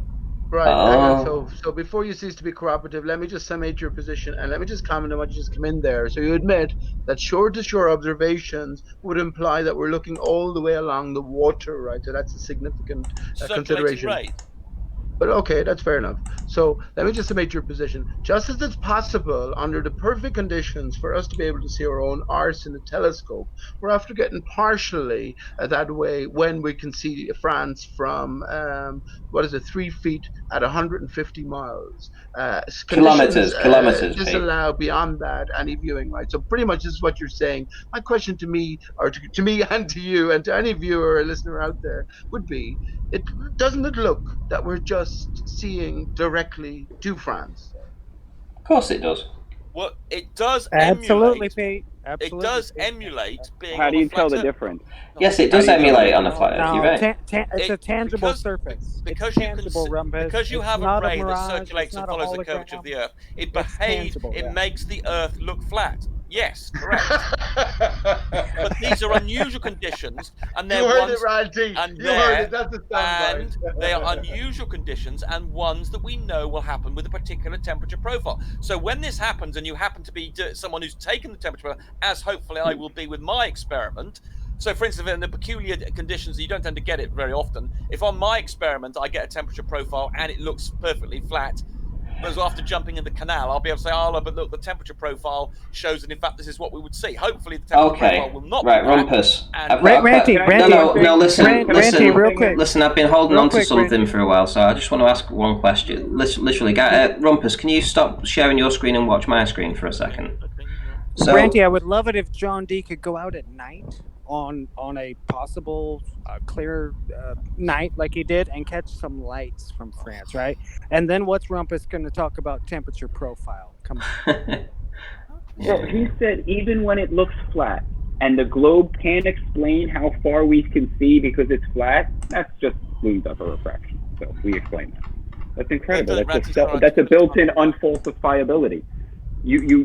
No matter what we see, no matter how far we see, even if it's impossible geometrically on a ball, they'll just raise the image up, flatten the Earth out, and be like, look, you can see it. Yeah, because of this effect that makes the Earth look flat. Yeah. Okay, right, listen, is everybody watching my screen? Is everyone watching my screen? So I've got a question for the Rumpus, right? So tell me, right, so this is all being lifted up, right? So the water's being lifted up, right? In your model. Yep. The turbine's being lifted up, right? Yep. The land's being lifted up. Yep. Well, if that's the case, so everything's being lifted up, nothing's being loomed downwards, and nothing's being sunk, is it? So it's all being loomed up because it's flat, right? Yeah. And the more distant things are being loomed up more than the near things. Okay. So my question is then, on these turbines, why have we got a very small amount of downward refraction sinking? See this blade here? See this blade, this straight blade? Do you see how the blade just tips down just at the very end? Do you see how this blade here just tips down ever so slightly? And hold on, and hold on, and do you see this blade here? How it comes down and then pulls down? Yeah, have you seen blades? Have you had a close look at wind turbines? They are bent in a peculiar... At the tips, they're not they are bent. At the They're very tips. slightly bent at the tips. Are they? Just the other day. Are they? They are bent. Is that bent at the tip? Well, it depends on which angle you're looking at. That particular angle. They're not bent at the tip, Rumpus. They don't bend at the tips. They do. They do not bend at the tips. Bring up an image. Look at this. Yeah, I will. But tell me, I will in a minute. But before we go any further, I want Rumpus to concede this point that there is ever so slightly a very small amount of distortion in the imagery, and that hold on, and that is the blade bending down, and this blade bending down, and this blade bending, that is bending down. It's bending down. Which side? Which side? The second one. Which one? That's bending this to the one. Side. It's down, Rumpus. It's down, Rumpus. It's not up. That's not is it bending up? Is it bending up, Rumpus? Is it bending up? Is it bending up? Is it being loomed up? Because if everything's being loomed up, if everything's being loomed up, why is the blades not being loomed up? Why are they being bent downwards? Well, why is that being bent down? Yeah, hold on, listen. The temperature profile doesn't have to be uniform, so you can get ripples in it. Yeah, see what? So you seem to think that on this world, you've just said. Listen. Hold on. Listen. The effect. Bending down. Listen. Yeah, there's a bend to the side. The other one, Ranty. So hold on. So if this is why is the no? Listen. No. Just listen. If that's bending down here, listen. Oh, for fuck's sake! I'm gonna have to mute the cunt. I'm gonna have to mute you. I'm sorry, but he just, fuck off. Yeah, he's run. He's run. Right, because ultimately, right, if this was bending down and this was a different gradient right here, and it was a different gradient right here and a different gradient right there, in fact it was running through the whole image, then why is the turbine uniform all the way through? If you look at the turbine is uniform, it's not distorted, and these taper off into a point. So the fatter at the bottom and slimmer at the top. So you would be able to distinguish a distortion between these turbines, the turbine hubs. But we don't see that, right? I have a consideration while you're on that aspect of the image, which it hasn't quite sunk in yet to the viewer here. Remember, we're seeing 150 miles all the way across to France. 95 miles. 95. 150 kilometers. Oh, 150 kilometers. Okay, well, when we look at the reflection of the turbines and we see the white aspect, well, obviously there's going to be a certain angle between the viewer, the camera, that particular reflection and how it reflects the white aspect. And if we remember, the distance is involved, which is what, 8.5 miles to the turbine. Well, in a sense, it sort of proves my mirrored water layer, which will begin beyond a certain point here, which will probably be closer, like maybe 2 miles, something like that.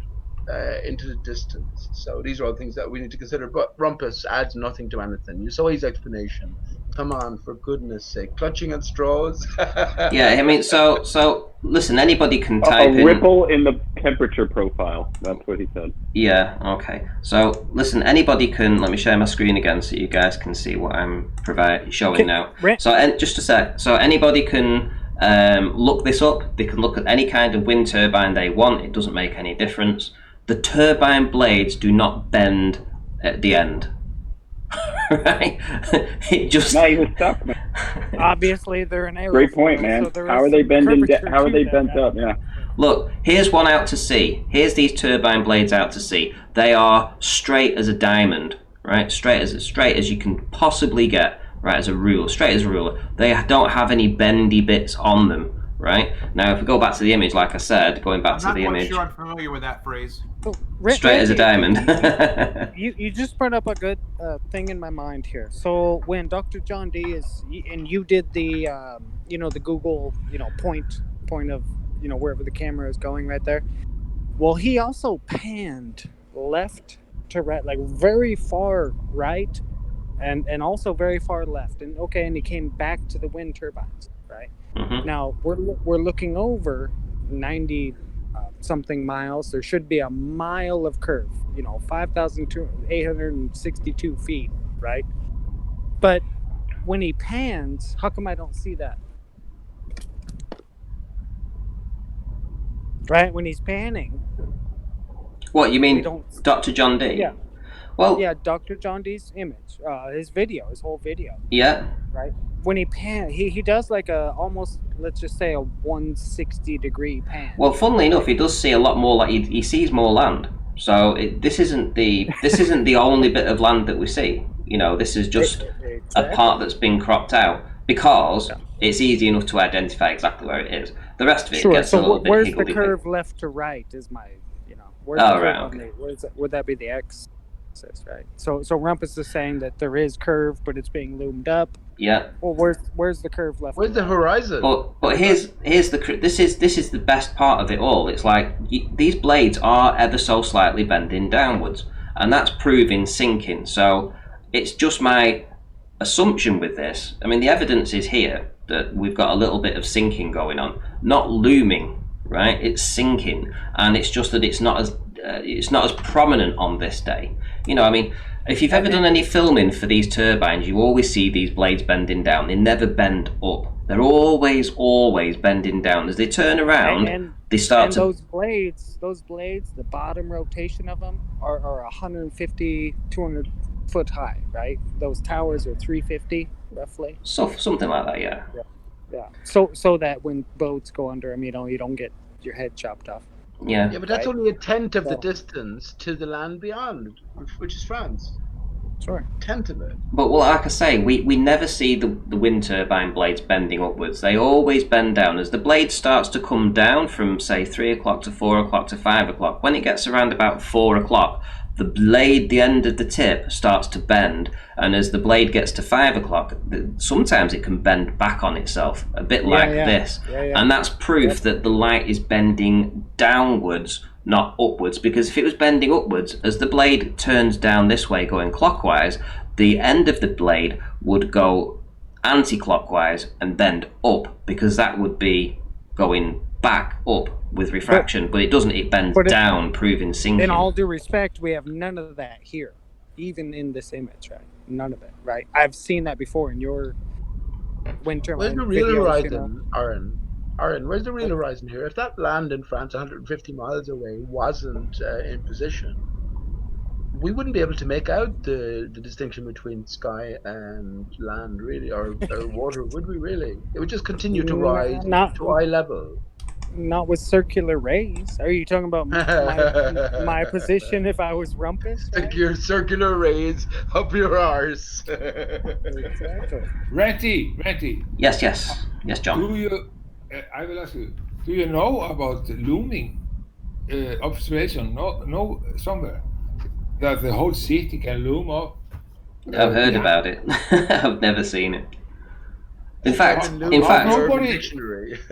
I actually think that wind turbines. Thinking about it now, people always say, "Why do you show wind turbines?" Because it's, because they can't sort of like understand that things get smaller as they go away. So you get the same effect as it would look like as it's going over a curve. It's the same sort of linear, thing with your eyeball that gives you that same effect. In fact, I've actually got a side-by-side that was it Slice Barcane made. Anyway, I'll perhaps dig that up in a minute. But I never thought of this before, but the blades always bend down. And honestly, I've probably got 50 or 60 videos showing this effect of the blades bending down. If anybody goes out and films these wind turbines as they're moving, you will always see the blade bend downwards. It doesn't matter which way you look at it, and that's always proof of sinking. It's proof that the light or whatever you're seeing of those blades is being sucked downwards, not upwards. Rumpus is looking at one picture, right? Squeeze me, Ranty. Real quick, Pete. Rumpus is looking at one picture. He's looking at one picture. Now, the whole video, Pete, is like a 180-degree view as far as he can see. 175, 160, right, from side to side. John D does that. Awesome, right? Yeah, but I was talking about what Randy particularly said there, Aaron. So Rumpus is saying that the temperature profile is exactly the same across the whole view, right? That's what Rumpus is saying, because the horizon is flat. I wasn't. I was responding to something Ranty I just said. Oh, sorry. Okay, go ahead. Sorry. It's okay. Listen, anyway, that's an interesting phenomenon. It needs explaining. I wouldn't say it proves whatever. Let's look into it more. But of course, like a pencil seems to sort of bend or break when you look through a glass of water where the divide is between the air. We have a differentiation in terms of atmospheric density, I guess. And it's these lower layers, right? Because remember, this is what we always have to, where is the horizon here? Divide, the real horizon in real terms. Where does the water end and the sky begin? This is the real question. Even if we can see it, there's still a distinct sort of reasonable location to it anyway. But yeah, where does that end? And we have to make that demarcation. And everything above that demarcation line is in the atmosphere. You know what I mean? So you have a direct line of sight. Everything below that, and there's no obstruction. Everything below that, then you have to take into consideration everything that's going along the ground to your target. So do you understand? I think those blades are bending because exactly from our perspective, they're entering this denser layer and they're bending accordingly. Hey, Ranty. Yep. Hey, just real quick, Heath Carmody, our Canadian counterpart, is going to go live later tonight, and I put his channel in the Discord, your DM there. If you want to just share that link later on for people to go and support Heath. He just went out and did some observations today, and so he'll be live a little bit later. Yeah, sure. Good stuff. Good stuff. So I'm just showing for the audience actually just some wind turbine footage. I just picked any video my first one that I came to that showed the wind turbines, and what you'll see a massive stretch on this turbine blade, this turbine blade, this turbine blade. They're not that long. I mean, the bottom of this turbine blade from the hub there is all the way down to here. It's been stretched by about 50%. I mean, anybody that's done this sort of footage, whenever the blade gets towards the ground and starts getting into this narrower region, this lower region, it gets distorted, it gets pulled downwards. It doesn't get lifted upwards, it gets stretched downwards every single time. And this is absolute proof, as far as I'm concerned, that it's not being loomed up, it's being pulled downwards. This is proof of sinking. These wind turbines are gold. Exactly, because the elevation that John D was at right there, the bases form the same line that the turbines do, right down to a singular point. There's no. Well, if you're seeing this image, there's no curve there in there. Well, you're seeing this image, aren't you? That I'm presenting. So there is one blade. Do you see the one blade that's stretched right down here? Right? Do you see that?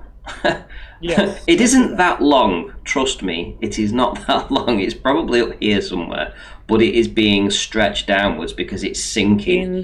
In the image of the camera. Yes. Yeah. Can you show the video, Ranty? Can you show the video that he put out? Yeah, Pete's never seen it. Pete's never seen the video. Well, yeah, I mean, I'll link it up. Excuse me. Pete is talking behind my back. He is talking about. Okay, maybe I don't have socks, but I had not eaten them. Huh? Okay. Okay. Okay. I didn't get it. A joke that John Bernard was so furious of being muted, turbo muted, that he ate his socks. I said he ate his shirt to begin with. So you see what So all the work we've been doing recently, Brandon, Toy, and everybody else, Travis, everybody, we all know that sinking is a real thing. We get to see looming. I don't think anybody's ever seen a wind turbine as the blade gets nearer the ground as it's doing its turn, suddenly get thinner and stretch upwards. We always see it being stretched downwards and pulled downwards, and that's just proof of sinking. I can't believe I've never thought of it before. Actually, it's only today that I thought about it. I've seen mirroring blades as well, Ranty, or inferior mirages, whatever you want to call them. I'm sure you've seen them. Well, Ranty, when you say sinking, sorry to keep asking questions, but when you say sinking, so I've seen videos. It might be Sky Free or whoever was doing the wind turbine videos. I think it was yours, where the blades come around. They're real short up top. They're actually in focus, coming up top, but down low, they stretch down and actually bend over in the water. Yeah. Remember that? Yeah. Have you seen them videos? Yeah. See them all the time. Whenever you film these turbines, that's all you ever see. You never see it loomed upwards. You never see the blade bending back on itself. Exactly. Yeah. And where's Travis's opinion on all of this? What's happening here, Travis, in terms of Etherband? This is John D. Lady's image, Signia Noir. Does this no starting shit, Pete. Let's not start shit. Let's just keep on. No, I'm genuinely looking for an impression. I'm not trying to. Yeah. Later, Ranty said later. We can come on later and do that. We're just talking about the image here. We're not. What's your view? Yeah. What are you afraid of, Aaron? Well, Travis, we're focused on John D. Right now. Actually, I'm just teasing, Aaron. I'm teasing. It's Travis, Aaron. What's your view show? Considering that you've only recently sort of tended to back me up in terms of the mirrored water there that I talk about.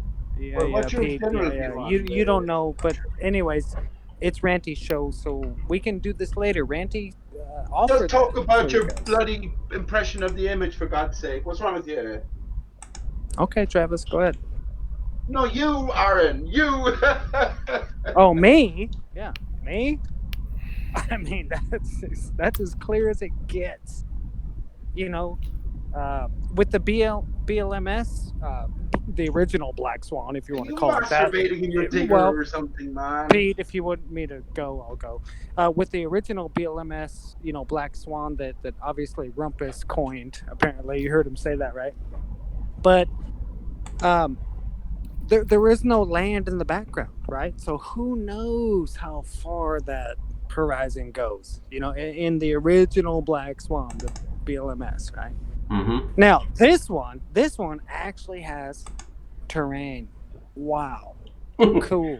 Something we can get a grasp of, right?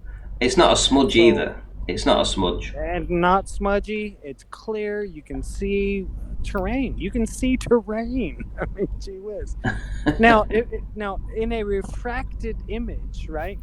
They say light bends in all directions. Like a flashlight. It shoots out in all directions. All this shit, right? So they say when it's coming back to your eye, and it's bending over this curve, it should be smudgy. It should be weird. But we're seeing detail, man. I mean, come on, dude. It's pretty sweet. I think it's definitely a good day to be a flat earther, and it's a very bad day to be a globe earther. Yes, because in this image we've got the rumpus that came in. Luckily, I was able to bait him because I didn't mention these little edges bending slightly down, so I completely ignored them in the video, and I said they're absolutely perfectly straight. I knew they wasn't, and I talked to Dr. John D about it before I actually went live with this, and I was hoping that he would come in and say it was loomed up, because I always knew that these little offshoot bends at the end of the turbines just here prove to me that there's downward refraction sinking going on, not looming in their model. It's definitely sinking on a plane. It's just that it's not as strong on this day. I just believe that the conditions were more favourable and not as sinking. But they can't be loomed. It can't be loomed, because if it was loomed, that blade would curl the other way. It would be the notch on it would be this way, but not that way. Randy, you have a problem here, man. You have a problem because Pete, you're making a noise, mate. Pete, you're making a noise. Am I sorry about that? Maybe we just. Is that okay? Sounds like a baby crying. No, I tell you, it's the screen. I just have to take the back off. It's just flashing, and hopefully that's okay now. Yeah, that's better. That's better. Okay, sorry. No, it's not. It's back again. No, it's back. Okay, I think that's good. As long as the screen, it's just flashing. I just need to take it off. It's a poltergeist. Press the wire. But Randy, you have a problem there, right? Because what you're talking about in terms of the sinking here applies to the area around the windmills, or the turbines, right? But we know that they're only a tenth of the distance all the way across. So if you were to draw you're making noise, mate. Yeah, you're making noise again. Yeah. Fuck's sake, man. Listen, I'll come back in a few minutes. All right, yeah. So the only effects in this is just what we expect to see, a little bit of sinking, but clearly it was such a beautiful day to get this observation. I have a feeling that it's a lot of it's down to the rolling deck or lack of the water across that stretch. Absolutely. Yeah. Absolutely. It was just, there was no swell, no wind, no tide. There was nothing to put any energy into the water to make it move. And because it was just a calm day. Yeah. From 3.5 feet, 150 kilometers. Now, Randy, knowing what we know now about Dr. John's image, what about trying to go get that at night, right? To totally take Rumpus's fucking ass and kick him. Because he's talking about temperature inversions, with sunlight and water currents and all this shit, right? What about we do it at night, just to, minimize the variables? Well, do we need to do it at night? I mean, we're not going to get as clear imagery as this. And to be fair, the light extinction from those little houses over there, you're never going to pick them up. A little house light you're never going to see from 150 kilometers. Well, I mean, I'd like to just jump in real quick and say that pre-dawn, so in the twilight at the 6 o'clock hour in Maryland, I had the lighthouse in the dark, right, with an inferior mirage and everything. I mean, it's just beautiful. So, I mean, we do have examples of this where the sun is not up, and so all of these different variables that are dependent upon the sun being up and heating up everything and creating all of these conditions that allegedly make for an inferior mirage. I mean, I have these things, I bet my bottom dollar, I bet my false leg that if you captured a lighthouse at night with an inferior mirage, if the light was shining and it's over water, that it is a reflection on the water. Well, do you know something? I mean, okay. First of all, just real quick. I'm sorry. First of all, that wasn't my point, Pete. I was just simply trying to address what Aaron brought up, and that is getting lights, at a distance, in the dark. That was my point, Pete. So don't get crazy. That's my point, though. Would you? Yeah, it's just leaving your shutter open longer, Travis. It's just longer exposure, and you actually get quite amazing photographs if you set it for like 2 minutes or 3 minutes and you look out across an observation, because it gathers more and more light. So, yeah. Exactly, Ali, because all the said. Globers, I are did going to that. come in, listen to this stuff, and what Rumpus said is in their textbook, right? So they're going to be like, oh, they're going to dismiss it, right? So even though it's an absolute, I think it's absolute, just an awesome image and proof, right? But they're going to want more. There is more. There's more. There's more. There's better. It's just farcical. It's good. Well, it's amazing how.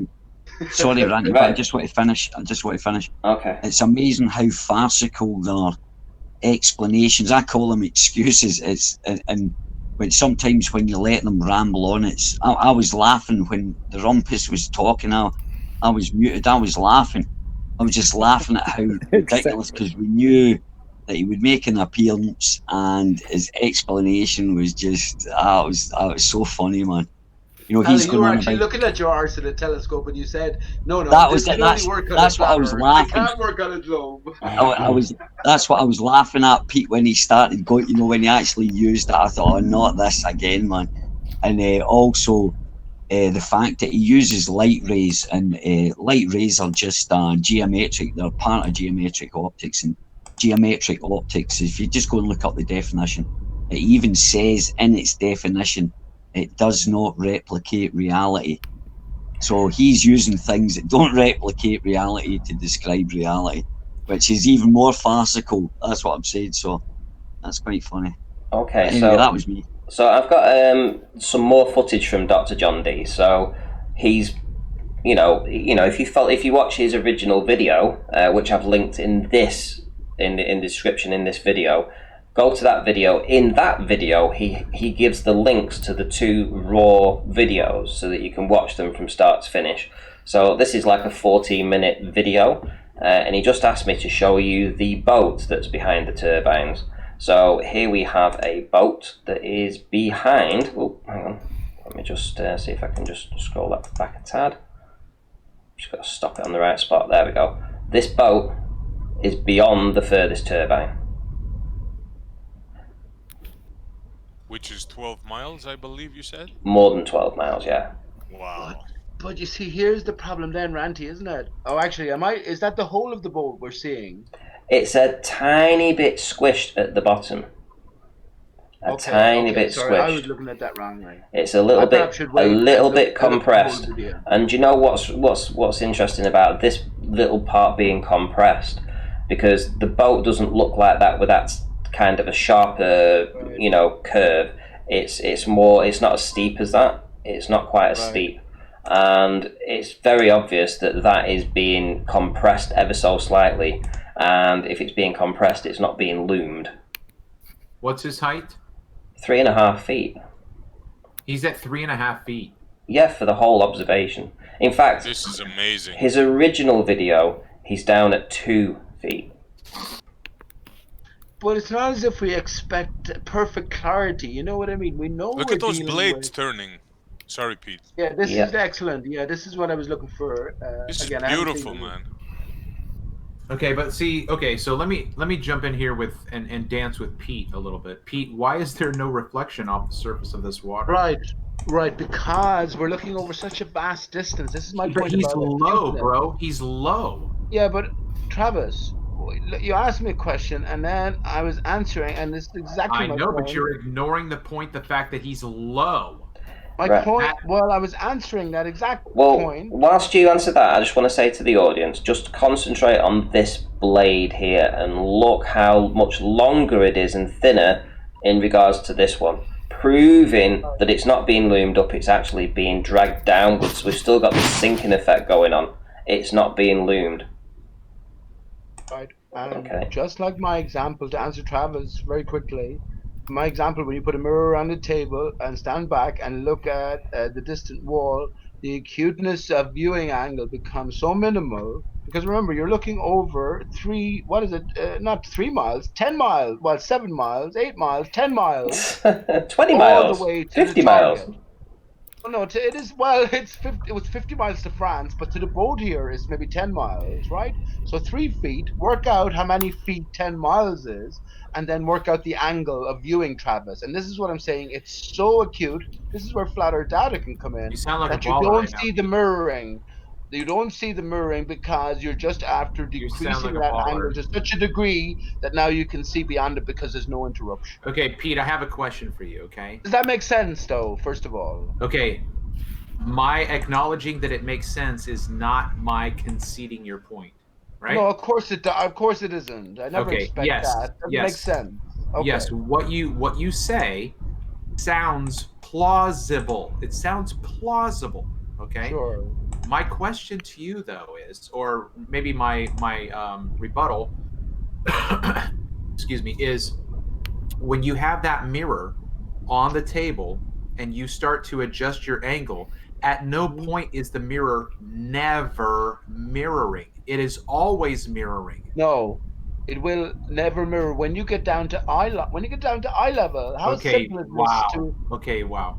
Pete, when you get absolutely parallel to the side of the mirror, you'll see the thickness. Hang on, Travis. You will see the thickness of the mirror, and the surface of the mirror, due to the acuteness of the viewing angle, will be no longer in operation. Okay, I'm not talking about that, Pete. I'm not talking about that. I am.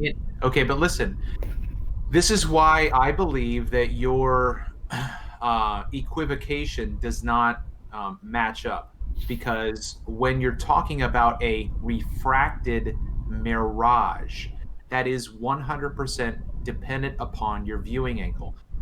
A mirror at every point above that parallel line, of course, Pete, if you get your eye down to the ground, you are going to lose. Let's get flat Earth data in here and talk about how the eye cannot resolve something at that acute angle. Okay, this is over the camera, man. John D didn't see all of this with his eye. His viewing angle is higher than parallel, Pete. That's my point. Okay. All right. So again, just to clarify and to repeat, my point is that if you are viewing a mirrored surface at any point where you can see the mirror, you will always have a mirrored image, no matter what angle, unless you get down, like you said, and you change the variable to get down to a place where you can't see it. Well, hold on. Okay. That does not happen when we're talking about a mirage. The mirage is completely 100% dependent upon your viewing angle. That is, it can disappear and not exist depending on your viewing angle, and it can also then exist and grow depending on your viewing angle. But that's not the same as the mirrored surface. Those are not equivalent. I haven't seen this before, but you see this reflection of the white aspect of the wind turbines here. Is that reflecting the white aspect above the yellow part of it there? That's what I think is going on, but maybe it's not. I maybe need to take a bit more time to look at this. But I will encourage everybody, look at all these different bands there. Remember, ultimately, you're looking over 150 kilometers of water. So the distance will seem to compress to the camera's perspective, right? So everything needs decoding. And that's my ultimate point. Well, that's interesting there. Look at that reflection. What is that? Look at the boat in the back there, guys. Yeah, that's what we're filming. That's what we're looking at, the boat. Yeah. How far that boat's gotta be a long 14 miles or something? Oh, probably more. Probably close to 20, I would think. Whoa. And there's no significant mirroring as well. And I'm saying it's because this acuteness of viewing angle, you can easily work it out. Okay, so let me ask you this, Pete. The mirroring on the surface, like we can all imagine by putting a mirror. Do it yourself tonight on your table, Travis, and set up a bullseye. Oh my God. Okay. I get your idea, Pete, but let me ask you this question. Is it your opinion that, Ranty, can you just push pause? Or go back to where the boat was and push pause? Yeah, you want to see the boat? Yeah, just like 5 seconds. Yeah, okay. Okay, so Pete, is it your opinion that if Dr. John D could elevate himself to a certain degree or lower himself to a certain degree, because he has no mirrored image here, is it your opinion that on this day, if he were to go higher or lower, he could create a mirage, a mirrored image? That's exactly what I was going to say earlier on, and I was going to say with Ranty and his drone as well. I think it'll be easily proven once you change that angle. And again, he's looking over a vast distance. Where's the camera focusing? You know what I mean? But yeah, in general, as you rise higher, you're changing this viewing angle over the extended span, and the mirroring will start to block whatever's in the background. Because, well, here's the age-old question. How is mirroring, Pete, Let me gonna just say, do that? here's the age-old question. Yeah, I've talked about it on my own channel. SE, he can't answer it. SE. How? Hang on. Let me just say, here's the age-old question. Where is the horizon? How? What? How is mirroring gonna cause blockage of something? If you've been able to picture what I'm talking about over an extended span, man, SC Montreal, you've been able to picture that. Look at this seagull. Look at you this understand seagull. that the target is of a certain contrast, right, over this extended span. So you've been able to identify the extent of that span and what is the nature of that span. That's Pete Shea's albatross. That target will create a certain angular contrast within that greater sort of viewing platform, that greater distance. I mean, I don't know how to explain it. Well, actually, hang on. Let me just clarify. I'm trying to sort of rush words as well. I think this should be a lot of time should be taken over all of this, and I certainly can talk my way through it. But don't get me wrong, Pete. I'm not coming down on you. I just want to understand what you're saying. I get what Travis talks about, ether band. I just can't understand what you're saying. You get the ether band. How can you get the ether band?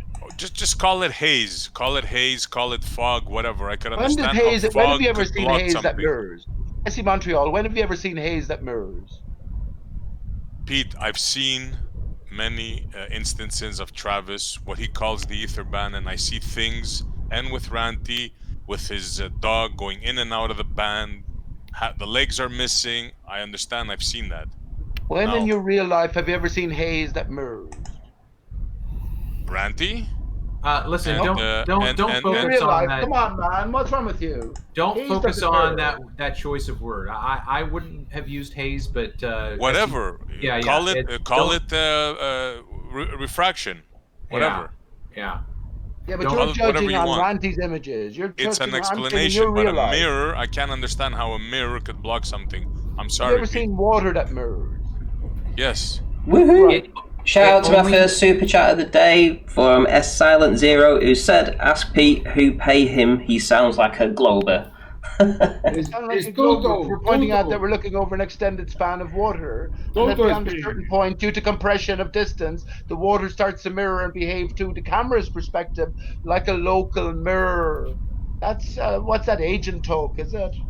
What's that agent talk? Well, funny that I'm the only one who seems to be talking about it. Secret Agent Dodo. And I'm the only one who seems to be fucking obvious too, as well. No, Pete, seriously, man. How, you gotta explain it, bro. You have a theory, you gotta explain it. Okay, listen, just real quick. I'm gonna try to say this again without having anything to show right now. If you have a boat on the water and you are at a particular angle, you can see, if the water is smooth, the reflection of the boat. But you will not see the reflection of the shoreline at that same angle, because the reflection, okay, hold on, because the angle is only working for what is at the surface of the water, which is the boat, and that is a reflection. And a reflection has strong, angular, crisp lines. A mirage will mirage the entire field of view along the horizon, not just one object. I agree with you, because it's a mirrored water layer. When there's no contrast, The didn't mirrored listen to water layer anything I just reflects the said. sky You beyond didn't- based on our angle of incidence, right? Yeah, that's You know I about can basic understand that. reflection. I can understand Right. that. Let me A tell you where reflection Travis of the is going sky. wrong. Where Travis is going wrong, right? He's not gauging properly the z-axis, Right, the Pete. distance, and the compression along. Look at my screen, please, Pete. Do you want to see what a reflection looks like? Yes, as opposed to an Right. inferior mirage. Here is a reflection. There's the reflection of the wind turbines here, halfway to the observer. Here's the reflection of the wind turbines over here, halfway to the observer. Do you see them? Yeah, that's a good catch, Ranty. Yeah, then you But got you have the disturbed water then above that. Yes, you don't but have hang no on. reflection. That proves my point exactly, Randy. No, an inferior mirage only happens around about a third of the, it's right up here is where the inferior mirage happens. It never happens down this far. You never see an inferior mirage stretch all the way down to here. That's a reflection. Yes, Have you ever Pete. been on water? Yes, Pete. I'm going to tell you how you're wrong. Have you ever been on I can water see it here, Pete. Well, listen to me. Have you ever been on water and you're looking at a boat in the distance and you're sailing towards it or whatever, you're moving towards it and you see it and its reflection stretches out to you in the water, right? As you approach the boat, as you get right next to it, its reflection ceases because the viewing angle, that angle of incidence, if you want, changes. This is all we're seeing. A reflection. There's no Pete, inferior mirages. Pete, let me finish, Pete. A reflection always will be in your eye line about halfway down from what you're looking at. It's where it will always bounce to. It will bounce there and then come to you. It will always be about midway on the surface that you're looking at it from. Yes, it will. That's not true. Yes, it's true. Go to your river tomorrow. I go to your local river tomorrow. Will I bring my camera to my river tomorrow? It'll be about halfway across. It will never be right up at the bottom. Listen, it also depends. It also depends on the surface disruption. It will depend, and sometimes a lamppost across the river can come to your feet. It can stretch that far. So, are you denying the reflections in the water here, Pete? No, I'm saying there's no inferior mirage. It's all reflection. So look at the duck. That's a reflection. That's a reflection. But you see the duck there? In the distance. Do you get my point? The water in the distance, because it's compressed, right? It behaves like a local mirror, and that's why we can see the reflection of the wind turbines in the background, very much closer to the dome. There's the reflection, Pete. Yeah. Not absolutely. There. No, but it shouldn't be there.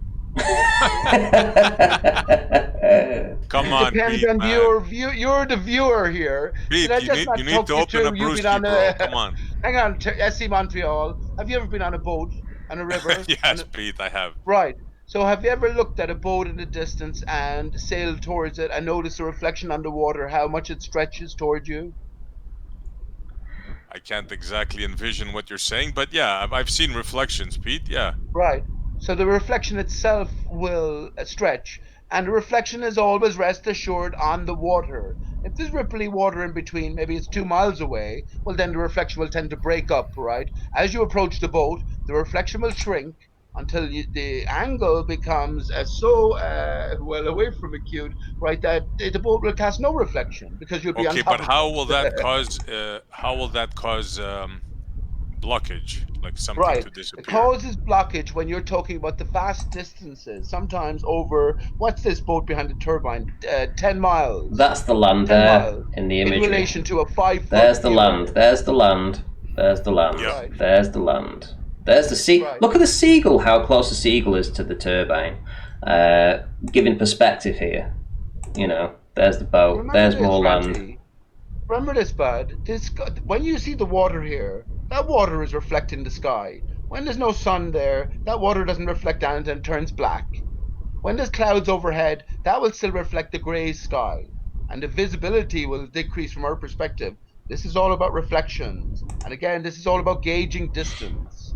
Once we break that image, say that perfect, Ranty, perfect image there. Just pause there 1 second. If I was to ask you to draw parallel lines 1 millimeter apart from you, the observer, John D, ground level, water level, all the way to France there, right? You know yourself that as you approach France, those 1 millimeter lines, which might encompass maybe 100 meters or a half a mile, Pete, we know at this. the beginning of the screen, the bottom of the screen, at the end of the screen, will encompass possibly 10 miles, 15 miles. We know that, Pete, but it's not causing the inferior mirage reflection, Pete. It has to be, man, when you consider this differentiation or this gradation in scale. It's not, Pete, right? It has to be. Shout out to... It has to be water. It's water. I'm going to shout good servant out. You're telling out. me that the air sticks out above the water and distinguishes itself from the water, and it does the reflecting? Right, enough of that shit. Right, shout out to good servant for the 99 cents super sticker. Thank you very much. Right, I want to hear... Travis, what what's your opinion with this with Pete and his insistence that it's the reflection causing these inferior mirages? I mean, hello. Well, I think I can echo what SE Montreal's question was, and that is, how can a mirror create obstruction? Because I mean, I don't know what else to say. When you have a mirrored reflection, it only and I'm thinking of approximate. I'm not thinking of what we're seeing here with these wind turbines, where you've got that reflection that you caught at a great distance. That's not what I'm talking about. I'm talking about the fact that when you have a boat that's on the water, and you can see the boat reflecting on the water straight up to the hull, the water goes straight up to the hull. I think he's. Go ahead. I think he's just. If anybody's being an agent in this, it's got to be Pete over this, because. Well, I'm not going to say that. I'm not going to say that, but I am just going to scratch my head and say that I feel like I'm talking to a baller who hears a reasonable explanation, but is not willing to let go of their ball. That's all. He's stubborn. He doesn't want to give up. What is his claim, though? Because I've been listening. Is he saying that those things are not there? No, he thinks. He does say that they are there. But he wants the surface of the water to be the reflective surface of a mirage. Okay, I'm saying that they're both intercombined, right? I told you last week, 2 weeks, right to a certain extent. I can't wait for the day that the mirror water layer and ether bank combine, because there are. That's only going to happen on the Isle of Dr. Moreau, where you cross but the gene can pool. you do it, Travis? Can you do it? I can do it. I can do it with my explanation is that the evaporation on the day, those minuscule bits of water that are evaporating upwards, eventually create a very thin blanket, let's say. But a blanket. To that point, Ranty, what is it? Right? What do you mean, what is it? Well, Pete would say it's got to be generated. Right. Your water vapor. What do you mean up into that has to be point? created by something, right? So, what do you mean? So what there do you is mean a physical up into that surface point? there is a physical surface right there. Right. Can you see my image that I'm presenting now? Right. That's a reflection. That's a reflection. That's a reflection in the water. You know what a reflection is in the water. It's pretty obvious. But what's happening is that Pete is saying that sometimes you'll see an inferior mirage that happens, let's say, at the top of this yellow part here. So right at the top of the yellow part there, we will see an inferior mirage. And so everything underneath of that, which is reflecting the top part of that, everything above the yellow, is the watered mirror layer. So he's saying that the physical water, he's claiming a globe with that. I'm sorry, but he's claiming a globe because if what that... Pete is saying, can I just a second, Aaron, just a second. Go ahead, sorry, go ahead. Yeah. So let me, you wanted to know what his claim was, so I'm telling you. Yeah, I know. But so, if this part here, if the inferior mirage was happening at the top of the yellow part there, now these are quite tall, these are maybe 20 meters tall, so if the inferior mirage started there, that was the center point, and obviously the inferior mirage will reflect the white part above it. So it will overlap the yellow underneath and it will appear white. So we'll see an inferior mirage. So his claim is that the center point of this is the watered mirror layer. It's the water on the ground that's causing this reflection here. No. Yes, it is. No. Not at distance. So what Pete's saying is, as you look to the base of those towers, Can I share my screen? There is a reflection going on. The base of the towers still exists where they do on this image right there. They still exist right there. Can I share my screen? Hold on a sec. But our eyes, due to a reflection, depending on elevation of where we're at and how far off the towers are on the distance and all that rumpus math, right? We can only visualize a band, like a what we would call ether band reflection, right? I'm not discounting either idea. I believe they work together. It's wrong. They work together. It's wrong, and I'll tell you for why. I was at an observational height of 30 feet, seeing a boat at just 8 miles away. Just 8 miles away. And half of the boat, and it was a tanker, half of it was missing to the inferior Mirage. Now, what was the surface of your reflective water, though? Well, what do you mean, what was the surface? Yeah, so I'm going to go rumpus on you and be like, what are you talking holograms here, Aaron? No, come on, man. No, so the simple fact is... You have to know the exact, The simple... Yeah, let me show my screen. Yeah, I will. One sec. I'm just going to finish up by saying that the simple fact is that observation could not have been a reflection off the water. No way.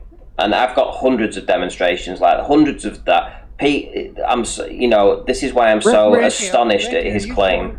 Are you showing the towers right now? Yes, I am. Yeah. So I wasn't presenting any of those images, but Travis is going to, I'm sure. So let me knock my screen off and present Travis's to the audience. So here we go. All right. Just let me know when you can see it. Well, I can see it. The audience can see it. So. Okay, Aaron, can you see the screen? The two images? Let me exit. Come back. Yep, got them. Okay, these two images are obviously the same observation, same viewer height, same distance, everything. Okay. The one thing that's different is the image on the right has been raised up so that you have a similar horizon with the water. Okay. So no. I mean, that's your interpretation, but okay. Keep explaining. That's okay. Hold on. That's not an interpretation, Aaron. I'm telling you what I did with the picture. I raised the picture up so that you would have something that was lined up similar. I could have done it with the tower. You see that radio tower there to the left? Sure. Okay, if I would have lowered that down so that the tower was at the same height in both images, the water and the house would not have been relatively lined up. Okay, so I had to sacrifice something. So yeah, let's go with something off in the distance. Let's line up the horizon or the tower. Okay, so not something over water, Travis. Right? Let's figure this out, right? Okay, listen, guys. Listen, just one sec. Before you just get into this, I have to do a super chat from Esteban, who did a super chat a long time ago, and I didn't see it. I missed it, so I'm going to shout him out, and then you can carry on. So he says, if you think this makes a good day for flat Earth, you should go and look at Wolfie's satellite video, obscured by Earth's shadow. Space is a sphere. So thank you very much, Esteban, for the super chat there. Right, you guys carry on. Okay. The image on the left is probably... Why, Travis, did you line up the water instead of the obvious horizon? Which would be the trees, or Okay. If you're gonna be this nitpicky, I'm gonna open this up in Paint real quick. No, seriously, because it's not that far off. If you're gonna be this nitpicky, okay. So what I'm gonna do real quick is get a line here, get this line, do this, okay? So I'm gonna pick this, you see where my cursor is? Can you see my cursor right here at this tree line? It says stream pause. Dr. Professor Etherband has minimized their application, sit tight. I just switched my, all I did was switch my, my application. Oh, I know what I did, that's right, because I had, okay, hold on, sorry. Okay. Share. I'm just going to share my screen. Cricket noise. Hold on. Hold on. I just want to say to Pete Shea as well, who said, "You let Aaron speak for me?" ? He conveniently can see both positions. Listen, Pete. At the end of the day, mate, I asked you to provide proof, and you've not done it, and we don't understand what you're trying to say. And maybe Aaron can make sense of it better than you can, because you just don't make any sense to me, Pete, to anybody, apart from maybe Aaron. But to us, we just don't get it. All right. So, can you see it now? Do you see anything now? Yeah, but zoom in or make the screen bigger, Travis. The images, make them bigger. There you go. Pretty cool. Okay. I want you to understand that in this instance, you're going to have to lose something. Okay. The image on the right has magnification. The image on the left does not. So even if I were to try to line up the tree line, something else would be off. Okay, nothing in this matches. The image on the right matches itself for that day. Everything is being affected by the Aether band uniformly in this field of view. Nothing. The only thing that doesn't match up, the only thing is, let's say, the condition of the water, Travis. I mean, obviously, there's different conditions on the water right there. Okay, Aaron. Let me do this real quick. I'm gonna get a circle. Okay. You see that circle? Yep. Okay. So the difficulty. Let's see. You see the circle right here, where this is directly above the house. You see that right there? That tree. Yeah. Got it. Okay. Yeah, so you've got this. You've got like 2 humps there, right? Okay. Those are right here. Okay. They are not to scale. They're not the same. Okay, so what makes you think the images should be the same? I'm taking it from the same location. This should be a 1-to-1. This should be exactly the same. No. This is a rumpus all day long right here. What? I don't understand what you mean.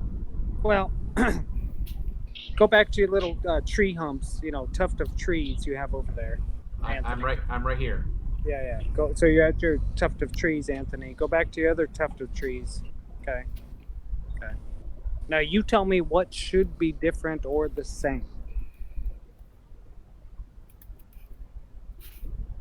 Okay. If I took this picture and this picture was the day before, then I would expect the next day to look exactly the same. Why? Why would you expect that? Why wouldn't I? Travis. It could be the wind that's blowing on a particular day, and it's just creating a different tree top line. I mean, the trees are wobbly. So deflated. I mean, if you look at even if you look at this house. Well, one thing that can't be moved is the house. The house is bricks and mortar, so that can't be changed by the wind. So stick to that. So if you want to stick to that and the ground underneath it, because let's move this on a little bit. Draw a red line. Yeah, exactly, Ranty. Draw a red line from the top of the house on the right. Yeah, I've done that. I've done that in other images. Just do it again. Gee whiz. I mean, just for fun. Okay, right there. It's hard when you get out this line. I want to make sure that it's level all the way across. And go down to the second floor. From the roof to the second floor, and draw a line over. Do it again. What are we trying to show here, guys? I don't know. Aaron wants to. Okay, let's just go right here. It's on the right side image. There is a mirror layer going up to exactly what Travis has on the left side. There's no mirror layer on the left side. There's no mirror on the left. There's nothing mirroring at all on the left. There's no mirror there. Can you zoom in to just show him that there's no mirror on that left-hand image? Travis, but I'm just going to tell you right now. Let's do this. Okay. Very calm and simple. Bring that red line down to the shoreline on the right image. The left image. Bring the red line down to the shoreline on the left image and go straight across. Straight. Make it straight. Okay. Yeah, what do you want? What do you want? I did it. What do you want? Okay, well, Aaron, is what's there your not claim, bro? Is there not a refraction effect going on there and also mirroring at all? Only on the right. Not on the left. The left is a clear shot, shore to shore, with no. I'll concede. With, I concede. Yeah. I concede. I concede. And the right image has the inferior mirage, yeah. I'll concede. So what's blocking the inferior mirage? Is it the water or is it the atmosphere? There's a lot more going on in both of these images. So, but we'll concede with Travis's presentation. But there is literally thousands. We've got between us thousands of control images versus inferior mirage that show that the water layer, the water at the bottom cannot be what's the cause of this. It can't be. Ranty, can I ask you what did you say? An inferior mirage is causing that? Is that your? Is that what you think is causing? No, I'm saying the blockage. You cannot see through the inferior mirage to see the bottom of what Travis was presenting, which would have been the land underneath it. So, Ranty, what's causing when Travis drew the water line there, the shoreline, sorry, in the left image over to the right? What's causing the mirroring? What's causing that? I believe it's evaporation. I believe it's evaporation that's causing, as you look across through these very small particulates, they create a build-up which creates what you could call a secondary water layer. The water looks rougher on the right image, right? Like maybe there's more spray or splash. So what's that? Right? So what's that? That's water particulates in the atmosphere. Absolutely. It's not the water. It's not the atmosphere itself. Yes, it's above the water. The water, it's in the air. On the right, yeah. The water on the right looked rougher than the water on the left. Yeah, but it might not necessarily have just been the water being thrown up. It doesn't take much, though, right, Ranty? But it's not. Doesn't take much. But it's but it's not the water. It's not the physical water. It's above the water. Okay. You're not making any sense, Aaron. What you're again, what we said this already is that Pete's being stubborn. He's holding on to a concept. Travis, I have a better idea. Let's go on to conspiracy cats agree to disagree, right? Well, no, you're wrong. No, I think there should be unity in this in this particular. Travis, you sound like Rumpus now. Like, oh no, you're wrong, twat. No, like, I'm not. You're the only one that knows. Rumpus asked you, do you have verification data of all the temperatures across that shit? Yeah, right? yeah. I never asked you that, Travis. Come on. Don't just say somebody's wrong. If we're just questioning your photo, that's it. Okay. Right. Listen to me, guys. I believe that we need unity on this particular observational thing that we see. You know, we do need unity on this. You know, and to say that it's the water layer, you know, literally the water, the ocean, or the lake, or the river that's causing that. The reflection. Or the reflection. Not the water layer. What is it reflecting on, Aaron? Yeah, it can't be. Hold on. What is it? Okay, it's reflecting off the water. What is it casting the reflection on? Montreal, have you ever seen the Sagnac effect, right? How they go through a split mirror, right? There's no Sagnac, bro. Come on, Aaron. Come on. Listen, this is how it works. That's how sight works. That's why the Sagnac effect works. So you're saying it somehow it splits on the water and it causes a Sagnac effect on the water and it blocks? Travis's image on the left exists on the right, but on the right we're seeing an effect. Okay? Very simple. I don't know, Aaron. I think you're stretching a bit, bro. Ranty's saying that Travis and Ranty are saying the ether band is a kind of a not distortion layer, but a reflective layer itself, right? Okay, I'm presenting something now. Now I'd like your opinion on this, please, Aaron. Now I'm going to hold your toast to the fire. Because Pete... Do it, Randy. Do it. Get him. Because Pete wouldn't give an answer to Shove this off, yesterday. Travis. he danced around it and didn't give he didn't want to answer. It, Randy, oh, sorry. come on. Yeah, I just got your Aaron. Right. Let me put it to you this way. Unless you're flashing a light directly in my face, I don't see how you can obstruct my view. See what I'm saying? Right. Well, the ether band could, right? Are you seeing this now? Yeah, I can see it. Hold on. Shake my phone. Do the figure 8 and all that shit. No.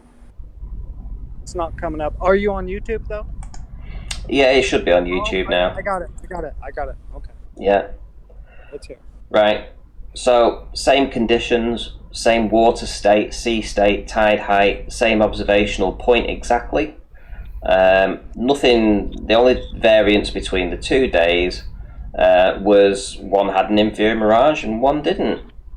Yeah. Can you take that upper image and put it right down to the water so the tower heights are similar? I know it's not going to be exact, but can you kind of move that upper image down so the tower heights are pretty, relatively close? What, can't you judge it from this? Yes, I can. Okay. Pete, right? Okay, so if it was the water layer, if it was the water that was causing this, if the water was being reflected, if all of this down here, this dark blue water, if that was causing the reflection, right? How would this reflection on the water here cause the inferior mirage blockage some 30 feet higher? Is there a reflection of the tower there on the upper image there? Is that what I see, that line? Yes. Yes, there is there. There's a reflection. Oh, yes, wow. there is there of the tower. Yeah. Okay, cool. That's what the inferior mirage does. So if the center point of put the line through the center point there, that's where the inferior mirage starts. Everything beneath that is hidden behind the inferior mirage, and everything underneath of it that you can see is a reflection of the thing on the top. That's right. So it's an inverted image. So let me just let me finish my question. Just let me finish my question. So if this was the water layer here causing this reflection, right? If that was the cause of it, how is it causing it this high up this if it's not Earth curve? If this was Earth curve, it's closer to you, Randy. In the upper image. What do you mean it's closer to me? The reflection starts closer to you. So if it starts here, closer. Right? So it would still only reflect on the water at this point. That would be the medium that's reflecting is the ocean, right? So the reflection can only be. Wait a minute. The reflection can only be on this part here. Randy. Right, let me open with paint. Down. Let me see the towers at the same heights with the water level. Let me do something with this. So you guys won't be able to see what I'm doing right now, which is fine with me. Just till I get this.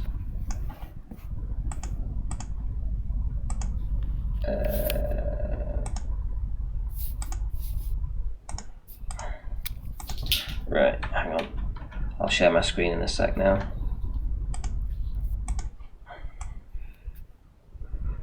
Right, there we go. Right, so let me share my screen now so you can see. Right, take that off of there. Screen share. Which one is it? Paint. Okay, there we go.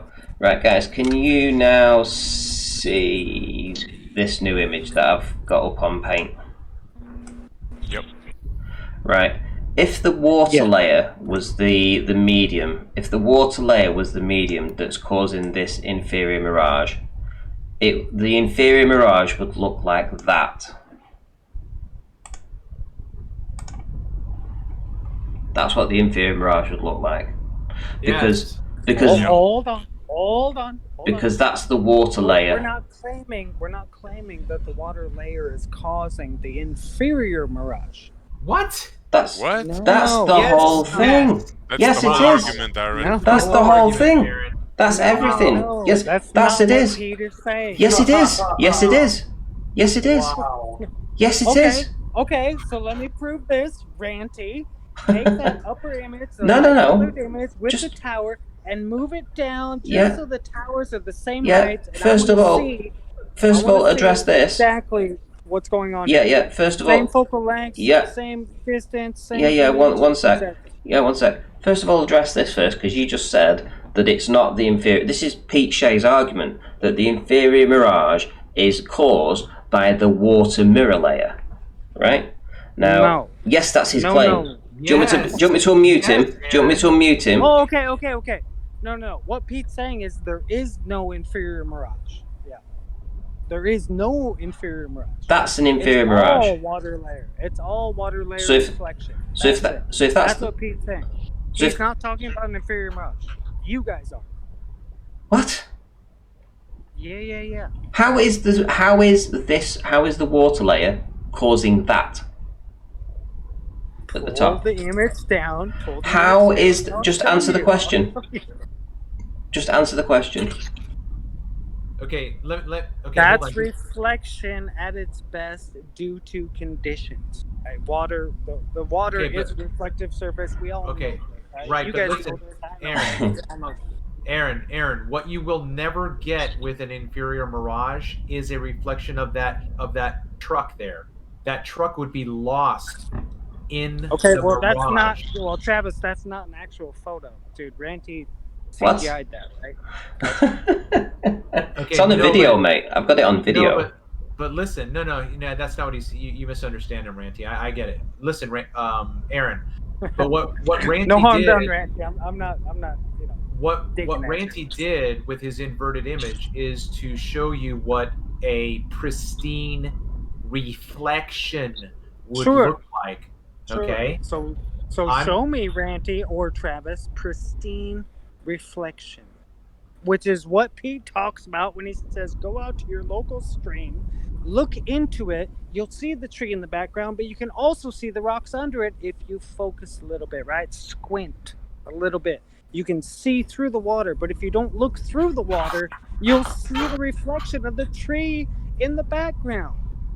It's very simple. I don't disagree with that. I don't disagree with what you're describing right now. Okay. But what has that got to do with the inferior mirage? How does that block something, Aaron? How does that block something? If Ranty would move that upper light-colored photo down to where the tower heights are the same, you'll see. You'll see. You'll see. Yeah, you're going to be the one who sees.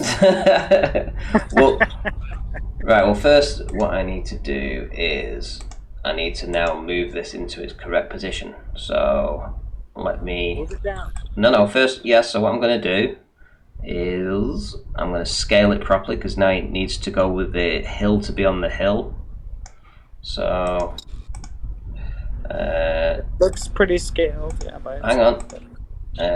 Copy. Listen, right, leave it just to a the minute. Professionals, Aaron. Just sit back. Edit, paste. So now what I need to do is I need to line the hump of this hill, which is that part there, which is this part here, and scale it with the... Yeah, wait, why aren't those towers lined up, Ranty? Hang on, let me scale it to the exact proportions, or thereabouts.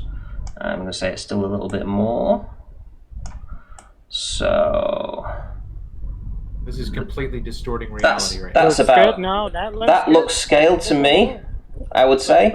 Would you guys now say that hill matches that hill, that tower matches the tower, and the edge matches... nowhere near reality, but yeah, go ahead. Okay, so now what he wants me to do is bring it down to here, like so.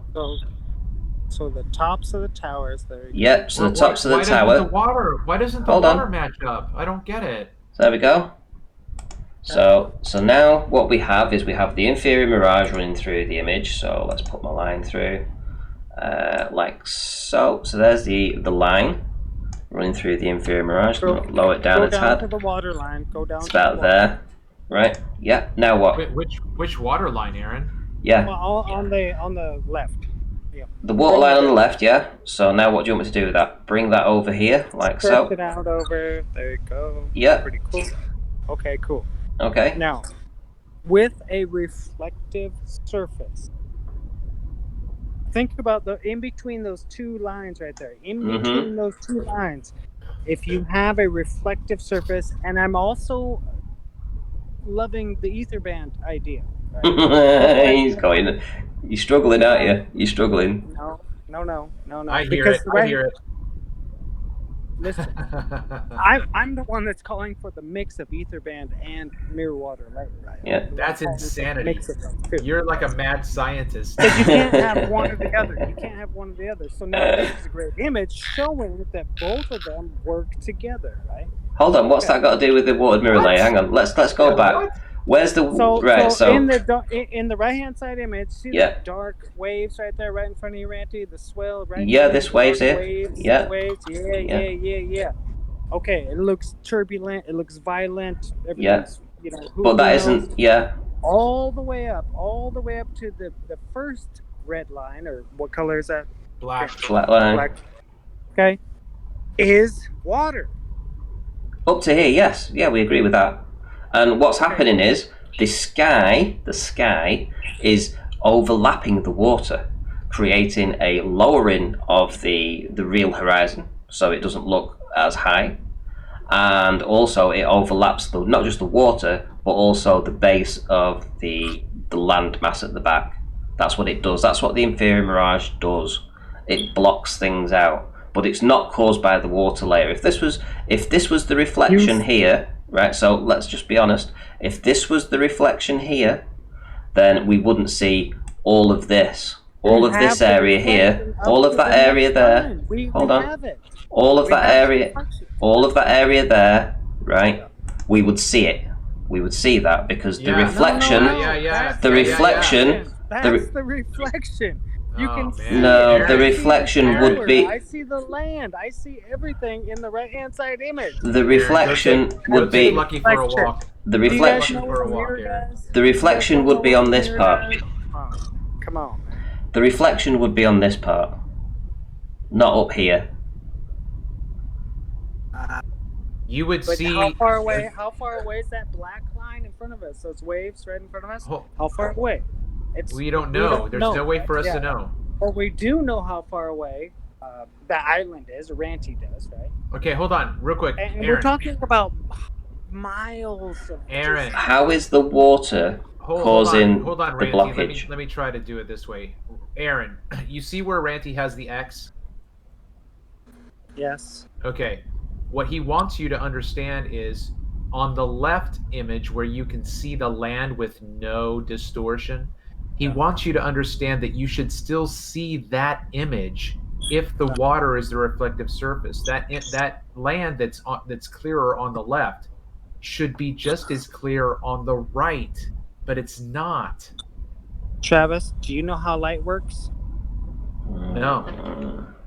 Tell me about the Sagnac effect. I don't. I just told you I don't know how light works. Okay. I feel like doing an appeal to consensus by asking the audience to sort of vote on this. I just want to appeal to SE. All right, let's appeal to SE. Right, SE, go ahead. Help us out. Or Rakia. Or Rakia Life, yeah, that'd be cool. What? Hey, who do I get? P? Oh, I don't know. But you two dodos.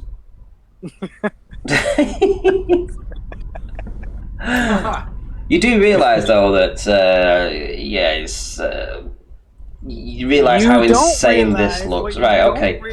How light reflects. How is this? You're stuck on an ether band. This is a vertical. It's a vertical obstruction. How is this? How is this land? Is the ether band a linear obstruction? Which one, Travis? Okay. Well, just to be clear though, before we actually got into this point, and you got cornered with the point about the inferior mirage.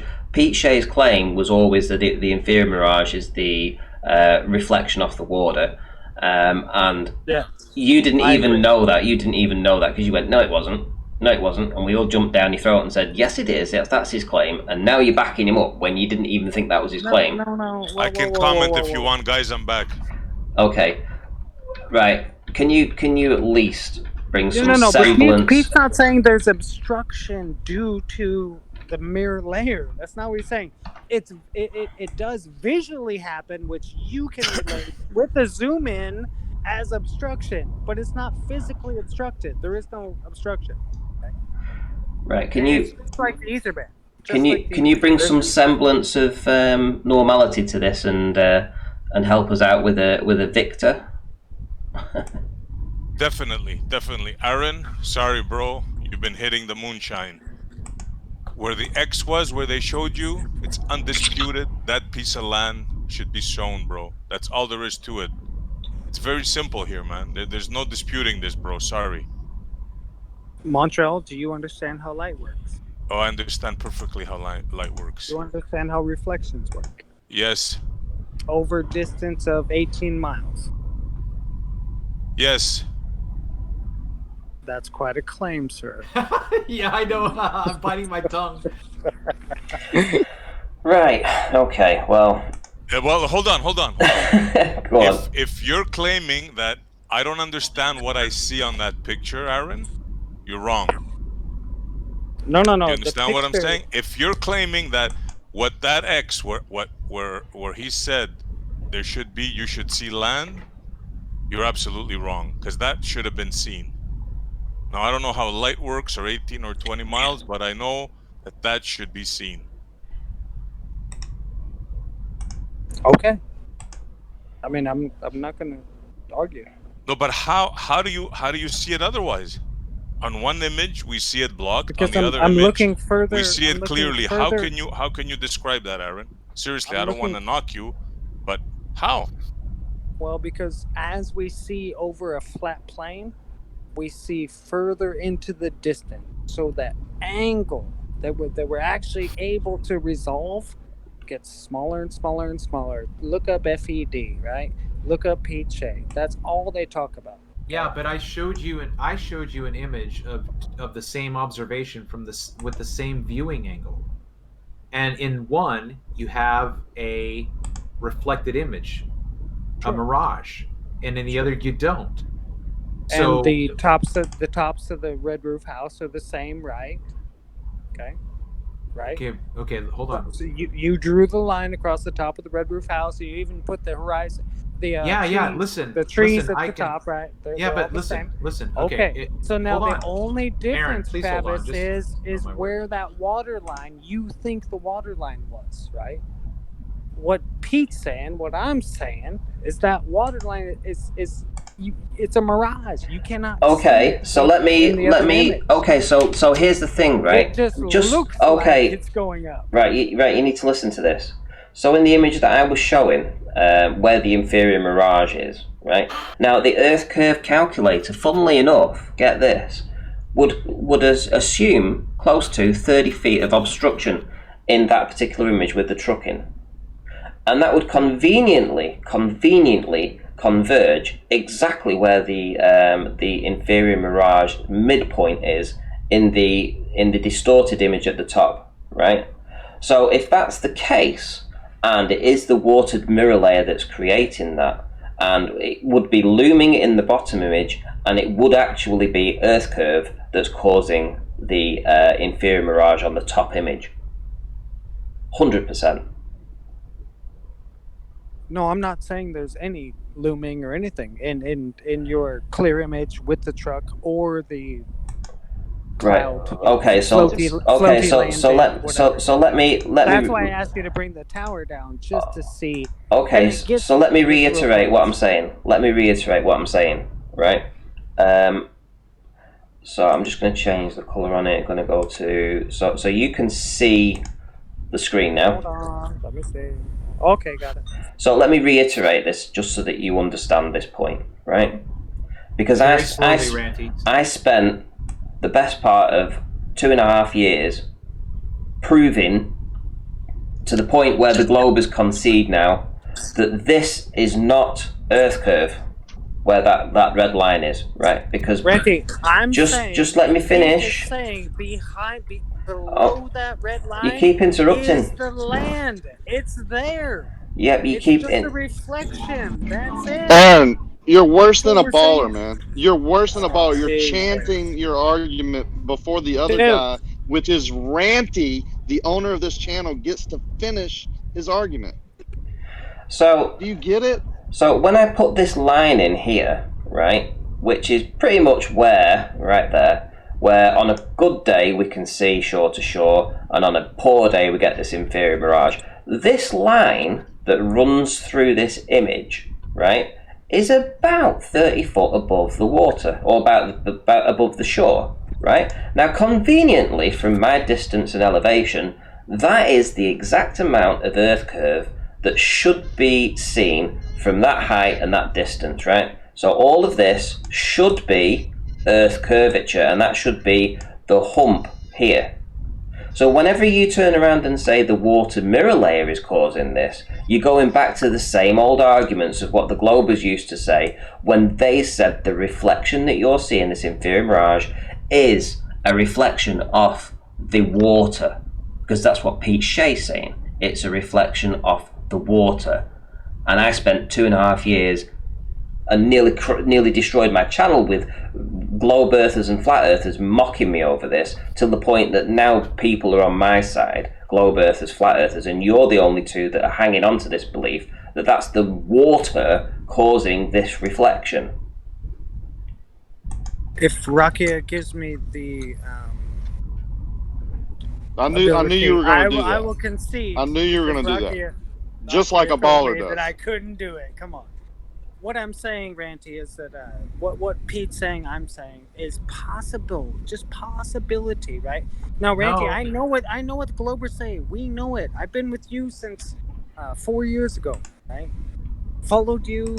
I mean, I'm here with you now, right? Right. Now, there's another image. What about this one? What about this one? How's the reflection doing that? Go back to the other one. No, there's another one. There's another one. I've got two inferior mirages, two reflections in the midpoint on two boats. How's that happening off the water? So let's go to the right-hand side of the image. Is there a reflection? Is there a reflection right there on the right-hand side? Yes, there is. Yeah, there. That's one. And go to the middle. Is there a reflection of the boat? Yes, that's where the two lines are. And we're not talking about distance yet, right? We're not talking about distance. And go to the left-hand side. Is there a reflection right there? Right?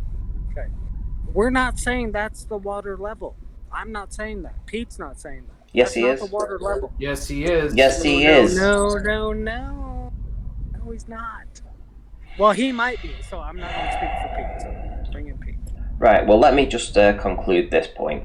That is a boat, and the other side of the boat's here. So the midpoint of the boat is hidden behind the rest of the inferior mirage, and that's a separate boat in the foreground. So boat number 1 at the back, and that's the other side of the boat, and boat number 2, and clearly two distinct inferior mirages on two boats. This one's nearer to us, this smaller boat, and that boat in the background is further away. Now the distances, let me finish. So the distances on any model, flat earth model or globe earth model, mean that I should just have a direct line of sight to this boat in the background. I should not be hampered in any way, just let me finish, with any kind of earth curvature. So there is no way on any model that any kind of water, physical water, can be in front of this boat. There cannot be on a globe earth or a flat earth. There can't be physical water between myself and this boat, but the reflection is hiding approximately 50 feet of the boat. 50 feet of the boat is invisible behind an inferior mirage, and that is definitely not. Reflective layer go back. And that is definitely not caused by a. That is definitely not caused by a watered mirror layer. So Ranty, that mountain, definitely. Hang on, mountain Aaron, in the please. background, Ranty, that mountain in the background, I believe it goes all the way to the horizon, right? But we can't see it because of the mirror layer, right? Come on, how much have you been paid to troll me tonight? Come on. Oh, gee whiz. Come on, you two little rascals. Who's put you up to it? Hang on. We're just testing perspective. Hang on. I'm calling you out. Come on. Randy told me the reason he muted me was because I've been talking about what I talk about. Here's another one. Here's another one. Right, here's another one. There's the sand dunes in the foreground. There's the estuary in the background. You can see that different coloured estuary there. It's blue. That's the behind the sand dunes. It's part of this water, but it's different colour. And yeah, I mean, even here we've got a little house thing there. We don't see it in this. Yeah, where's it all gone? From the same location. There's about a 40-foot discrepancy. There's like a parallax. Yeah, I'm 40 foot nearer on one, and 40 foot further away on the other. So it's on the same railings though. So it's just from a different position on the railings. Look at the distinction between the horizon and the bottom image there, with all the water jumping around. What do you think is causing that? That's the inferior mirage reflection, Pete. Inferior mirage reflection. Of yes, what? Pete. That's called the disclosing line. Yeah. Yeah, but of what? Why is this body of water jumping around? It's coming in and out of the band, Pete. Well, to be honest, that isn't the top of the water. The water continues. Correct. And it's the reflection that's overlapping. The reflection is overlapping the water, Pete. Okay, so is that a horizontal movement or a linear movement where it's dancing on the water? Is it horizontal, Travis? Or sorry, vertical, Travis? Is it vertical, dancing up and down, or is it a linear movement? Yeah. Okay, I heard you the first time. My comfort level is to say that it's three-dimensional. Okay, good.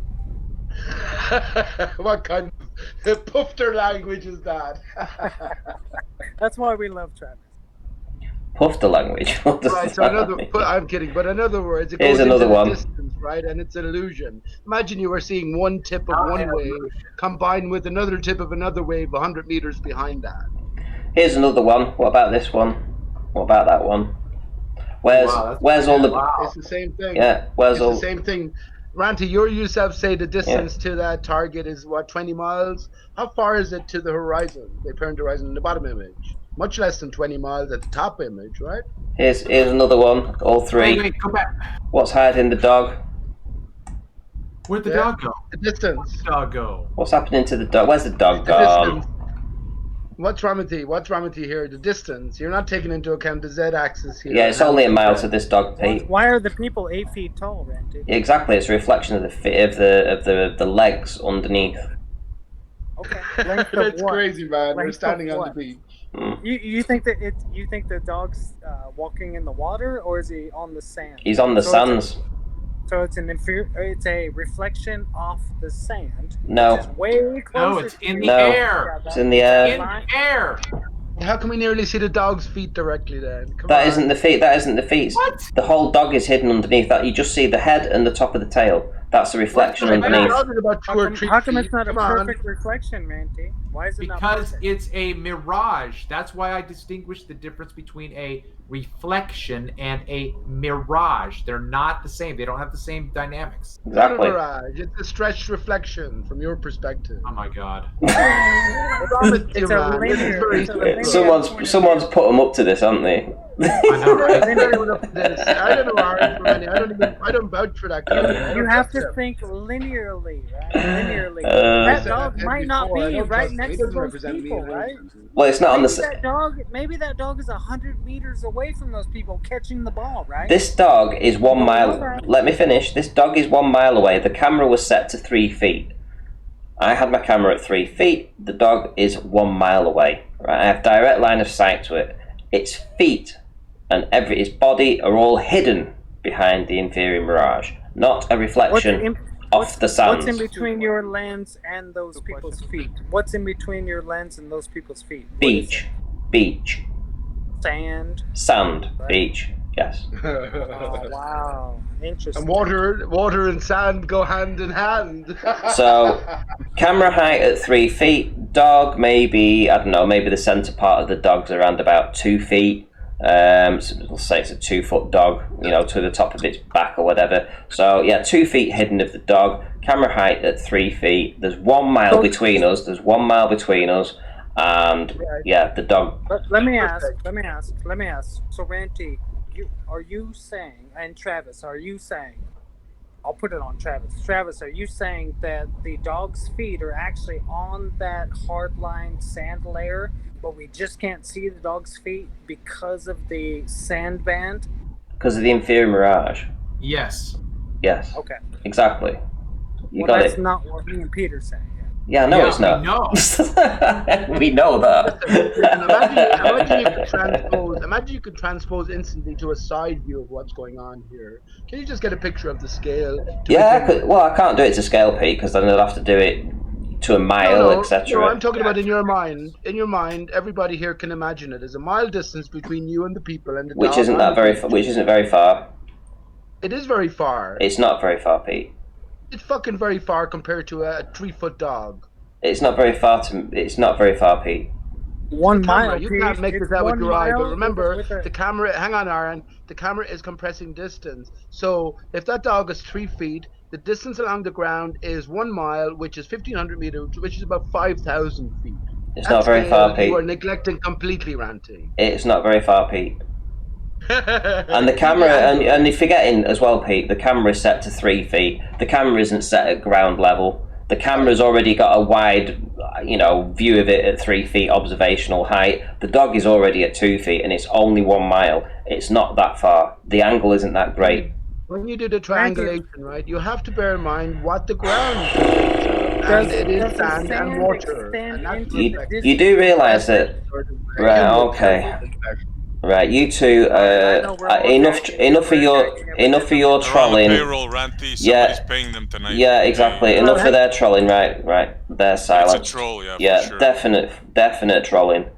Definite trolling. I don't beyond the joke now. I honestly don't is understand. right here. I mean, beyond the joke. It's beautiful. Beyond the joke. Yeah. I'm all right for debate, but it's clearly that they're trolling now. Clearly that they're trolling now. That's just retarded. That cannot be normal behaviour to be like that. The world is telling them that it's not the case, and they still don't believe it.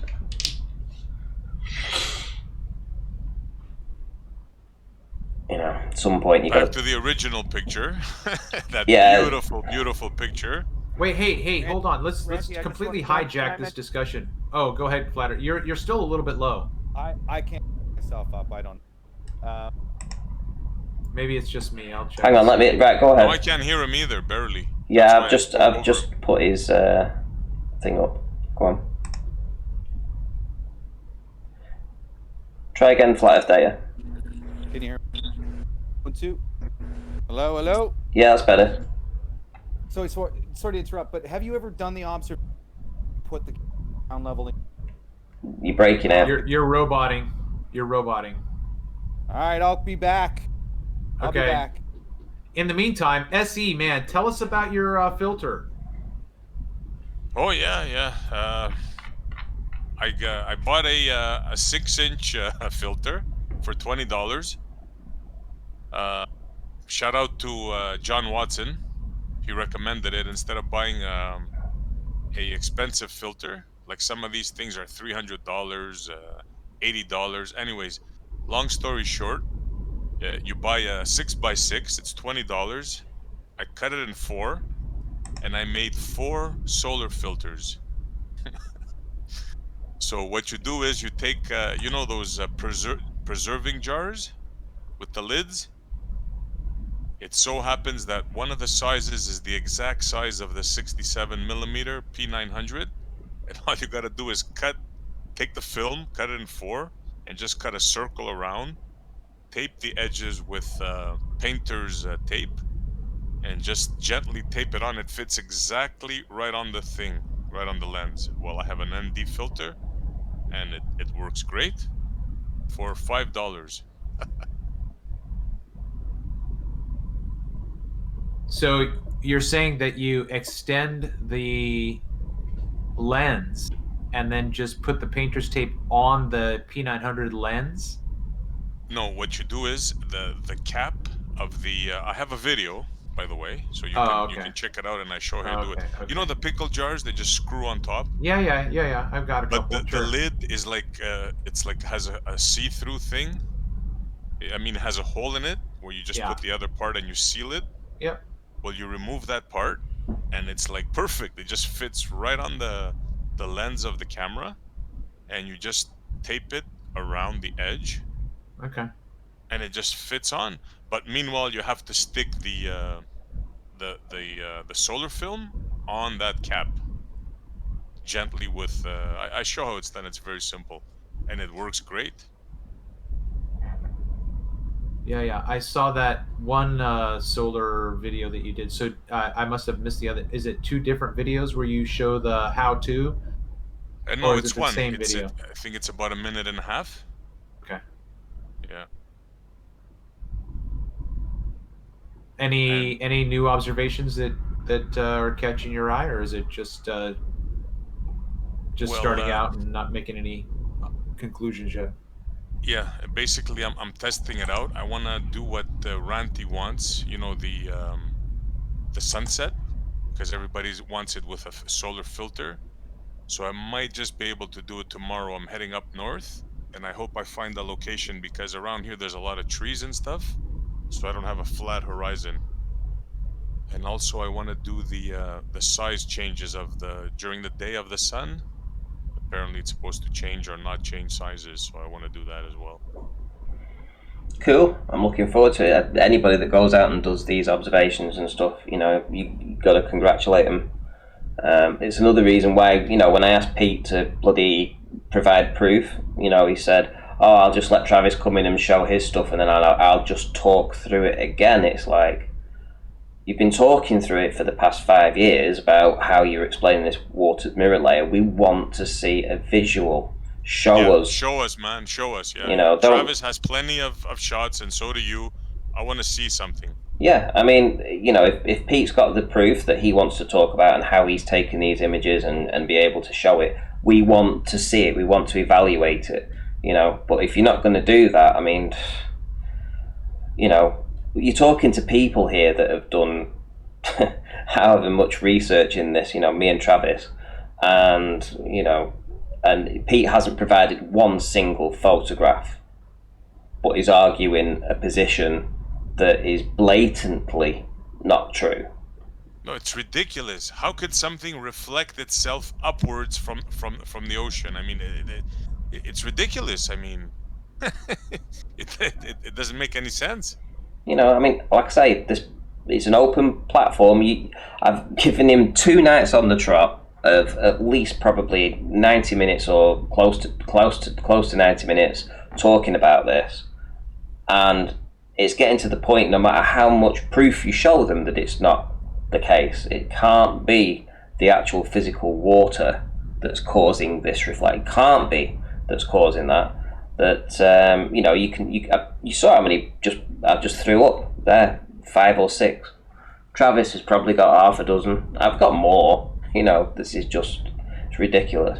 But you have to go to these. I can understand when he says that on certain circumstances on a sunny day you'll see the reflection of something in the water. Yeah, obviously. I mean, we can understand that, but how does that work the opposite way? How could something reflect itself upwards? Yeah, it doesn't cause the inferior mirage. The inferior mirage blocks things off from the bottom up, right? The only way you're going to get from the bottom up is either if it's behind something, like a physical obstruction, and that's why when Pete says it's the watered mirrored layers that's causing this reflection, which is obviously causing blockage from the bottom up, the only explanation you're left with then is that he's talking about Earth curvature. It's the only explanation. There's no way a mirrored reflection could cause blockage. You have to show that. I mean, no. Prove it, demonstrate it, ask for proof. Nothing personal. If he's not bringing it, he's going to get muted for it. Because at what point do you just listen to somebody trying to explain something that they can't present a proof of? We don't let Rumpus here without that. We demand it from him. Why should Pete be any different? Yeah, like take Travis for example, right? He shows what he's talking about. He has evidence. He shows, and what you just shown there, the dog, half the legs missing. I mean, that's pretty obvious. Right, I'm going to wrap up, guys. Is there anything you want to say for final thoughts? Yeah, I just got a question for you, Ranti. Have you ever tried or noticed the observation when you put your camera on the ground, or let's say even 1 foot, and it's level, and you zoom in? Have you ever tried that? And can you tell me what happens? Say again. So if you're at okay, so these cameras have refractive lenses, right? They operate in the same cone type style as our human eye, right? Right. So what is it you want me to do with the camera? So all I'm saying is that the only way to get these long images is indeed over a flat plane, because it's just okay. When you put the camera on the ground, you're going to zoom out, and you're going to notice that you have to actually lift the camera up because it will zoom in the floor, right? Do you understand? It will actually lift the flat ground up into the lens. You understand what I'm saying? Based on refraction, right? The lens itself. I wouldn't necessarily agree with that, but okay. So just next time you take your camera, take your 900, 1000, lay it on the ground, and zoom in. Okay? Right. You're gonna notice you're gonna have to tilt your camera up, go higher, depending on the observation you're viewing. But the point is that it only works. The visual over these cameras and telephoto zooms only work over straight flat planes. Okay? There's no way you're going to be bending up curve because they work in straight lines, right? Yes, in the distance, over the distance, let's say you were to calculate an approximation, that image of the dog. You say that image is about a mile away, the dog's a mile away, or the humans are a mile away, give or take? Yeah, they are. They're 1 mile away. Yeah. Okay, so the dog. So I understand these guys to come in, and totally, I don't understand what's going on with that either, because the way I see it is the apparent horizon there, the split where it's mirrored. You've got the mirrored split, and then you've got the water line, right? Mm-hmm. That's the layer over the distance between that water line divide and the mirror. There's a distance there, so it's like if I was to put this in Blender and I was to put it in boxes, right? Let's say plain piece, and then box the reflection the reflection line and the water line, right? That distance, you're okay. There has to be a distance in between the observer, which is you, to create that barrier, if you will, that box of atmosphere. Because what's happening is there's a lot of energy exchange there, which is causing the slowdown of light, and it's causing the internal reflection, right? That's what we see. Thanks, Travis. Right? Right. So the higher the exchange of energy, the more light slows down, the bigger the reflection, or the bigger the mirage, or the bigger whatever. But it's happening. I don't think it's that. What's happening over a distance? See, it's the land is there, okay, but essentially it's the land, but it's being, because the exchange of energy is happening at a position of the land at this point to the position of the object at that point. You're going to get that internal reflection, right? Because you have to think. Water well, you don't always see that. You don't always see it. So, and I think it's. I'd need more research in this, but I'm pretty sure that it's just the evaporation creating a secondary water layer that's in the atmosphere. It's the energy exchange. It's slowing down light. So that what I'm saying by the energy exchange, I'm saying the exchange of it's hot and cold, right? So it's the energy exchange. So you get the evaporation, more energy exchange. You've got the slowing down of light more, and you've got more of a mirror effect, right? So that is happening on the ground. So if we were to remove all that, you would actually be able to see the dog's leg at that mirror line, right? So wherever their mirror line begins, that water line, if that was brought back up, you would it would be just if it was an ideal image with no atmosphere, that line would be right at the dog's feet. You'd be able to see it. So that but everything would change. That whole three-dimensional image would change. That's if we remove the atmosphere. No, none of that stuff. Well, they would get smaller, but you're using optics, right? Optics are going to do an effect as well, especially through a thicker humidity. For sure, you're going to even get more of a compression effect, right? So, are you saying the dog's feet are below that line, that apparent line? So if we were to, I have to look at the image again. Can you post it up again? One sec, I'll share it now. Right, there you go. So if you look now, Montreal, the dog's feet are below that. No way, man. The half of his body, of course. Yes, they are. Yeah, they still exist there. Yes, they do. Yes. Oh, we're talking two different things then here. So the atmosphere is going to hide the person's feet or the dog's feet or body, right? This is what I see happening. The divide is based on the angle that the camera's at or the observer's at, obviously. So that angle is going to be relative to the height. That height is going, or the object's going to be. I can't see your image here, Randy. I'm presenting it. Yeah, I can see it, so it's up. It would actually be more, right, FED of a reflection image, not a refraction image, because we're not entering a different medium, right? You're not going to get that unless you have water. Absolutely, it's entering a different medium. That's how it's slowing down the water. Hold on, what medium then? What medium are we entering? It would be humidity, evaporation. It would be the entropy of that process of water to gas. And as that process happens, light is slowing down through that. And it's Hold on, are we seeing a reflected image here? Can we agree on that? Are we seeing a reverted and reflected image? We're seeing an inverted image of the feet, right? So if I was to shoot that inverted image, I would be able to shoot his ankle through that, right? Yeah. Exactly. So. But the sea still exists beyond that, is what I'm saying. Beyond the red line? Of course it does, yeah. Do you know something? This dog, it's chasing a ball. It runs just no more than maybe 20 feet or so further away from me, and guess what? The entire dog disappears. Yeah. Absolutely. Just 1 second. I still can't see the image. Okay, I can see it now. So, okay, no. The whole point here is that inverted image is right, that actual, if I shot that inverted image, I would still hit their ankle, right? Doesn't matter. I should be able to. I would still be able to shoot that below that red line. I'd still be able to shoot them there. There's the dog's body. There's the dog's body, like so. There's his one leg. There's his other leg. There's his other leg, and there's his other leg. Right. So there's the doggy, right? So exactly. So just indulge me for a second. You're saying 3 miles or 1 mile away, right? And 3 feet high? 3 feet high, and the dog's about 2 feet high, yeah. Well, it's up to its back. It was quite a decent sized dog. Wasn't tiny. But the camera height was 3 feet. It's on the video. Pomeranian.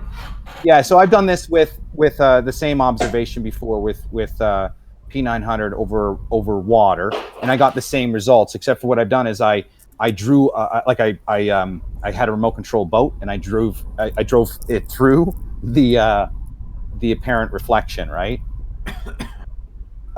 So you would be able to drive directly all the way on that, all the way through it, and I can demonstrate exactly what I'm talking about in a video I've already done. So that's what it is. Okay, so sorry, 1 second. That's right. Yeah, I mean, you're preaching to the converted here. We know that we should have direct line of sight to this dog on a different day. It's just that, on this particular day, I'm going to assume that I think the tide was going out. I'm pretty sure the tide was still going out, and he was close to the tide, and I was close to the tide. So it's probably, there was quite a fair bit of water probably still in the sand, and it was probably evaporating because it was a hot day, creating this turbulent, gaseous kind of air above the sands that was creating the reflection. The dog's reflection was casting off the atmosphere. It wasn't casting off the floor. Here's the thing with your drawing. Of course, it's and the image of the people. They're obviously compressed and much larger in frame due to the telephoto picture.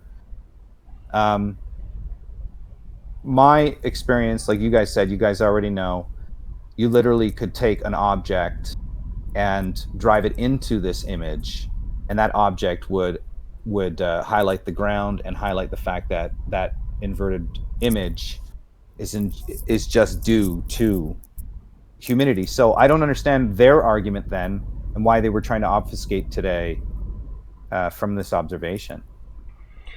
Well, no, do I? I mean, it's like, you can come across here, you can look at the boat, Here's the boat. This was what I was doing. I was doing a comparison of the three.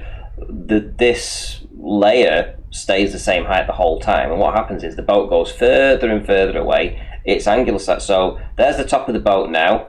You know, in 2 minutes' time, the top of the boat's there, but that's only because it's getting smaller as it's going further away, and it's also getting less. You know, it's not getting as wide, so it's obviously, you know, its angular size is changing like so.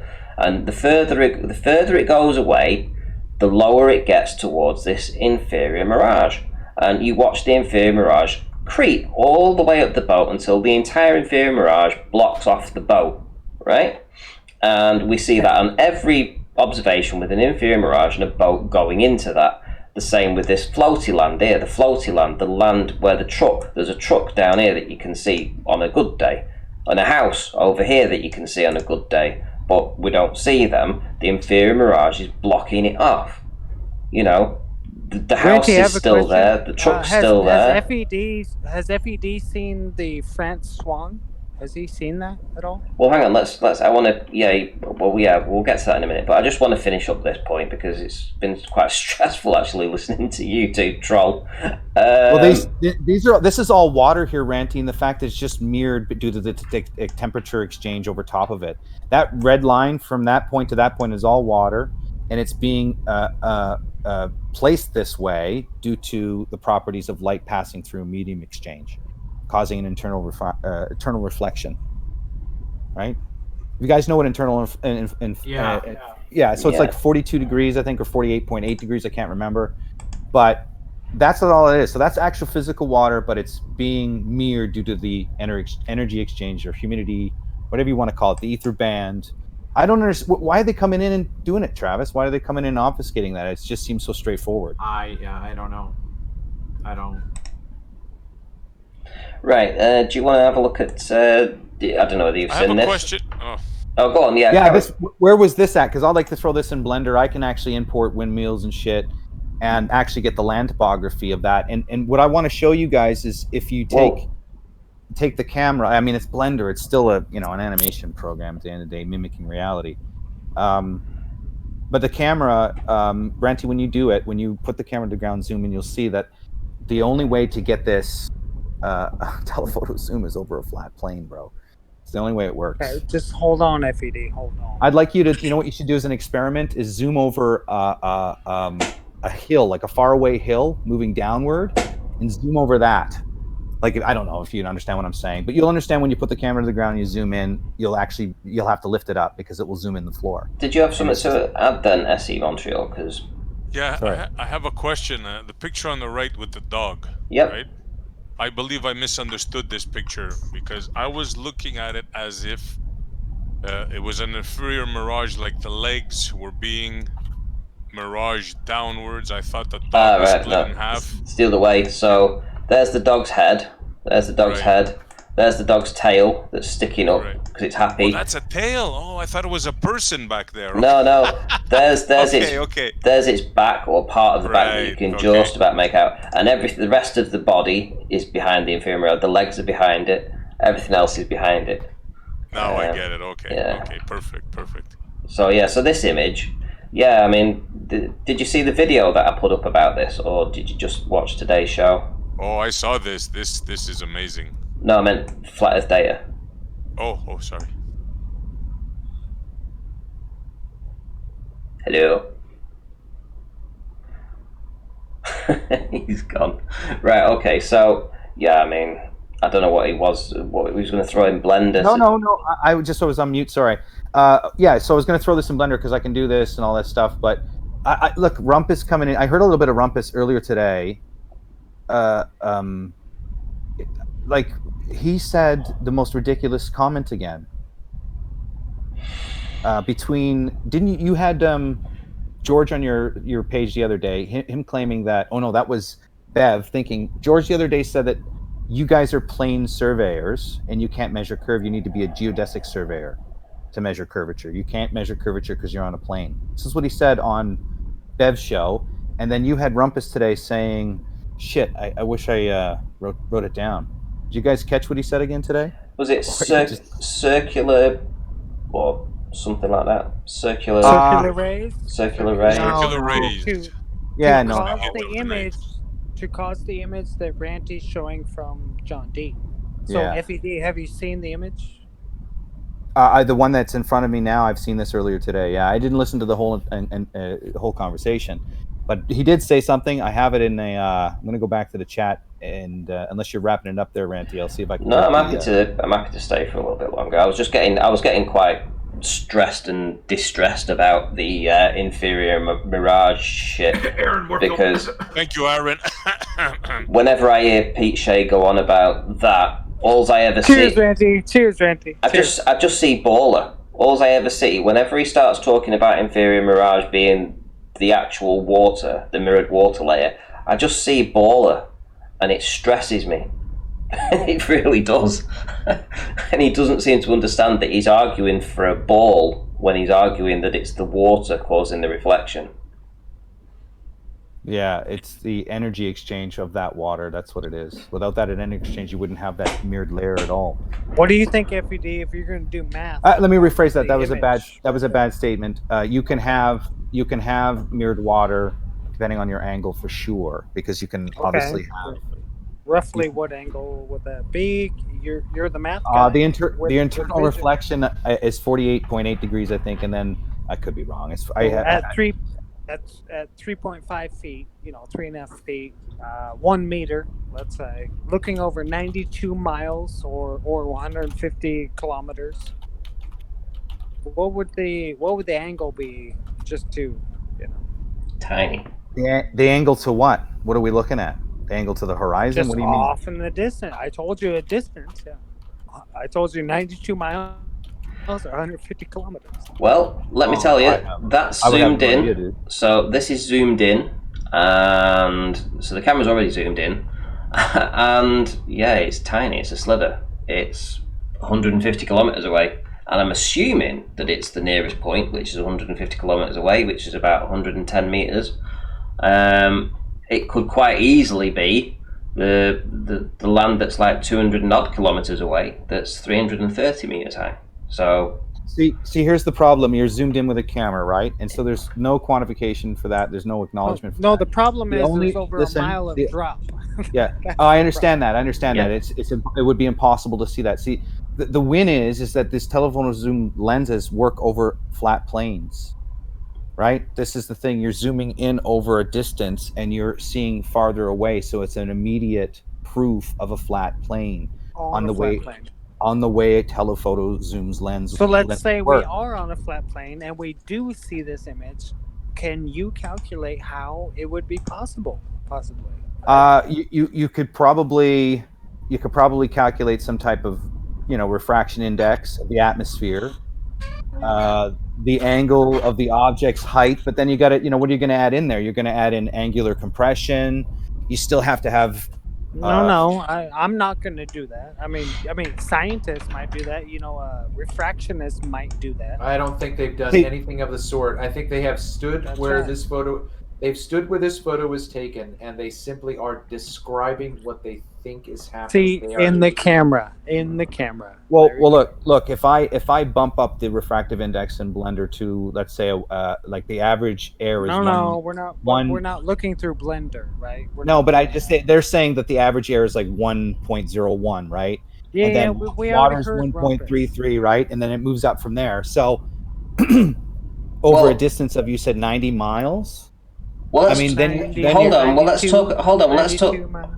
talk about refraction then. So in this image, we're looking at these wind turbine blades, right? Now Rumpus tried to claim that the wind turbine blades are bent at the edges, right? Which is utter horse shit, right? Look at this blade here, right? So I'm going to draw a line through this blade. Now, can you see which direction? Let's get it up to the edge there, and then just move it into position roughly. Can you see which direction the end of that blade is facing?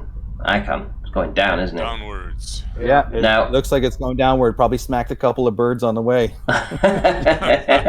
And there is another couple of these inside the image as well. There's that one that's slightly bent downwards. Let me just finish. And there's this one here on the end that's definitely bent downwards off. It's not bending the other way. Now, if it was being loomed up, if all of these were being loomed up and there was some kind of refraction going on that was creating some kind of looming, right? Look at this blade on this side here. Instead of it facing sort of downwards like that, it would be facing that way. It would be going that way. This one here would be going upwards, right? It'd be bending in that direction. You actually really don't know if the blade itself is in the condition you think it's in. You're just reifying the effect of it there. No, the blades are straight. It actually could have hit a bird. But I understand what you're saying. But listen, I don't know. Have you seen the size? Why? Listen, the size of these blades, they're massive. Yeah, a bird would not bend a blade. Both blades have got to been hit by birds at the same angle. I doubt Dude, that. You should see how many of these things are killing. All right, well, here's another one. See this population in Canada, dude, is just getting pecked off left, right, and center. Right, here's another one. Right, so you see this here? That's nice and straight. Yeah, but why we focus on the blades? Yeah. But my point is this: see this one's starting to bend down again, it's curling back down on itself slowly. This one definitely is, right? So there's no upward refraction. No, if it was looming, everything would be going the other way. The blades would be bending that way. This blade would be bent. These would be lifting that way, not this way. Right, so it's absolutely sinking. The sinking's still going in this image. It's not looming. You can't have these blades looking like this and it being loomed up. You can't have that curve that way and it being loomed up. Right. You can't. It's impossible. It wouldn't be that way. So 90 miles, and you can see this distance. There's no 3,959 mile radius ball, dude. Yeah. It should be as obvious as it is, especially if you understand how telephoto zoom lens works. That's the main point here, bro. And not only that, look at the water. It is completely flat from our point to there. Yeah, follows to France. Yeah. Completely flat. Well, look, I've only had limited hours flying a plane.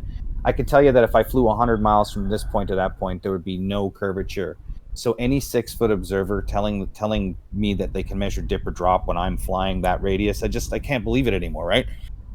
So when I see observations like this, I know how telephoto zoom lens work. I know how to be up in the air for the most part. It's just impossible to have a ball.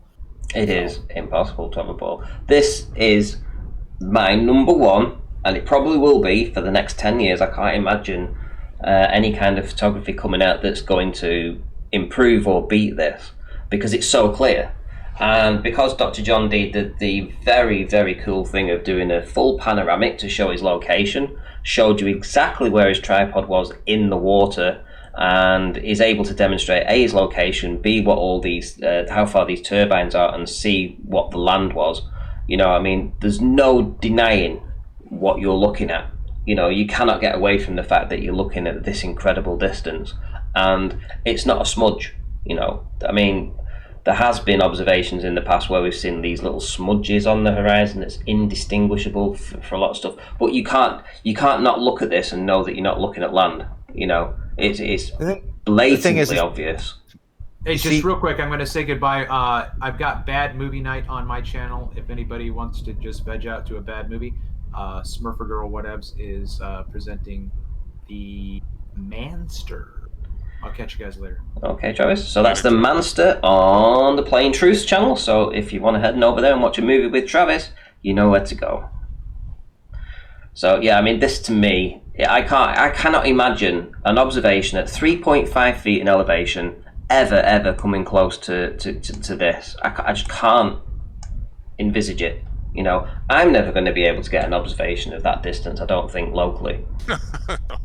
Randy, anybody that has held a camera and zoomed in a P900 or 1000 knows exactly how spectacular this photo is. Yeah, this is. Yeah, it's pretty nice. I'm gonna. Where was this taken? Because I can actually do that to get the elevation and distance data in Blender. Yeah, it's on it's all on the video. So if you look on my video, I've got the GPS location of where he took the observation from. I've linked his video so that you can follow his video links inside his description to see the original footage. So it's all there, so you can check it all out. I've plotted these in their exact position on Google Earth, so I was able to triangulate this position here. So yeah, it's just fantastic observation. It's a pretty killer picture, dude, for sure. Definitely another black swan. Oh, this crap's all over the black swan. Well, this is the mother of all swans. Yeah, far. Yeah, right. It's so like 12 miles. 12 miles to that turbine. What do you think of understanding the specs of the P? You're using a P1000 or P900? It wasn't me that took the image. It was Dr. John D.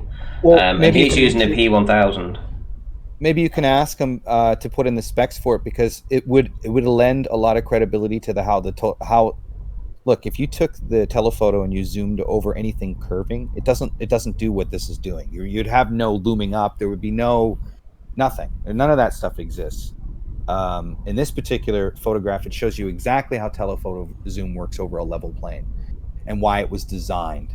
Okay, it was designed to see really far over a level plane. Right? Well, it certainly did that.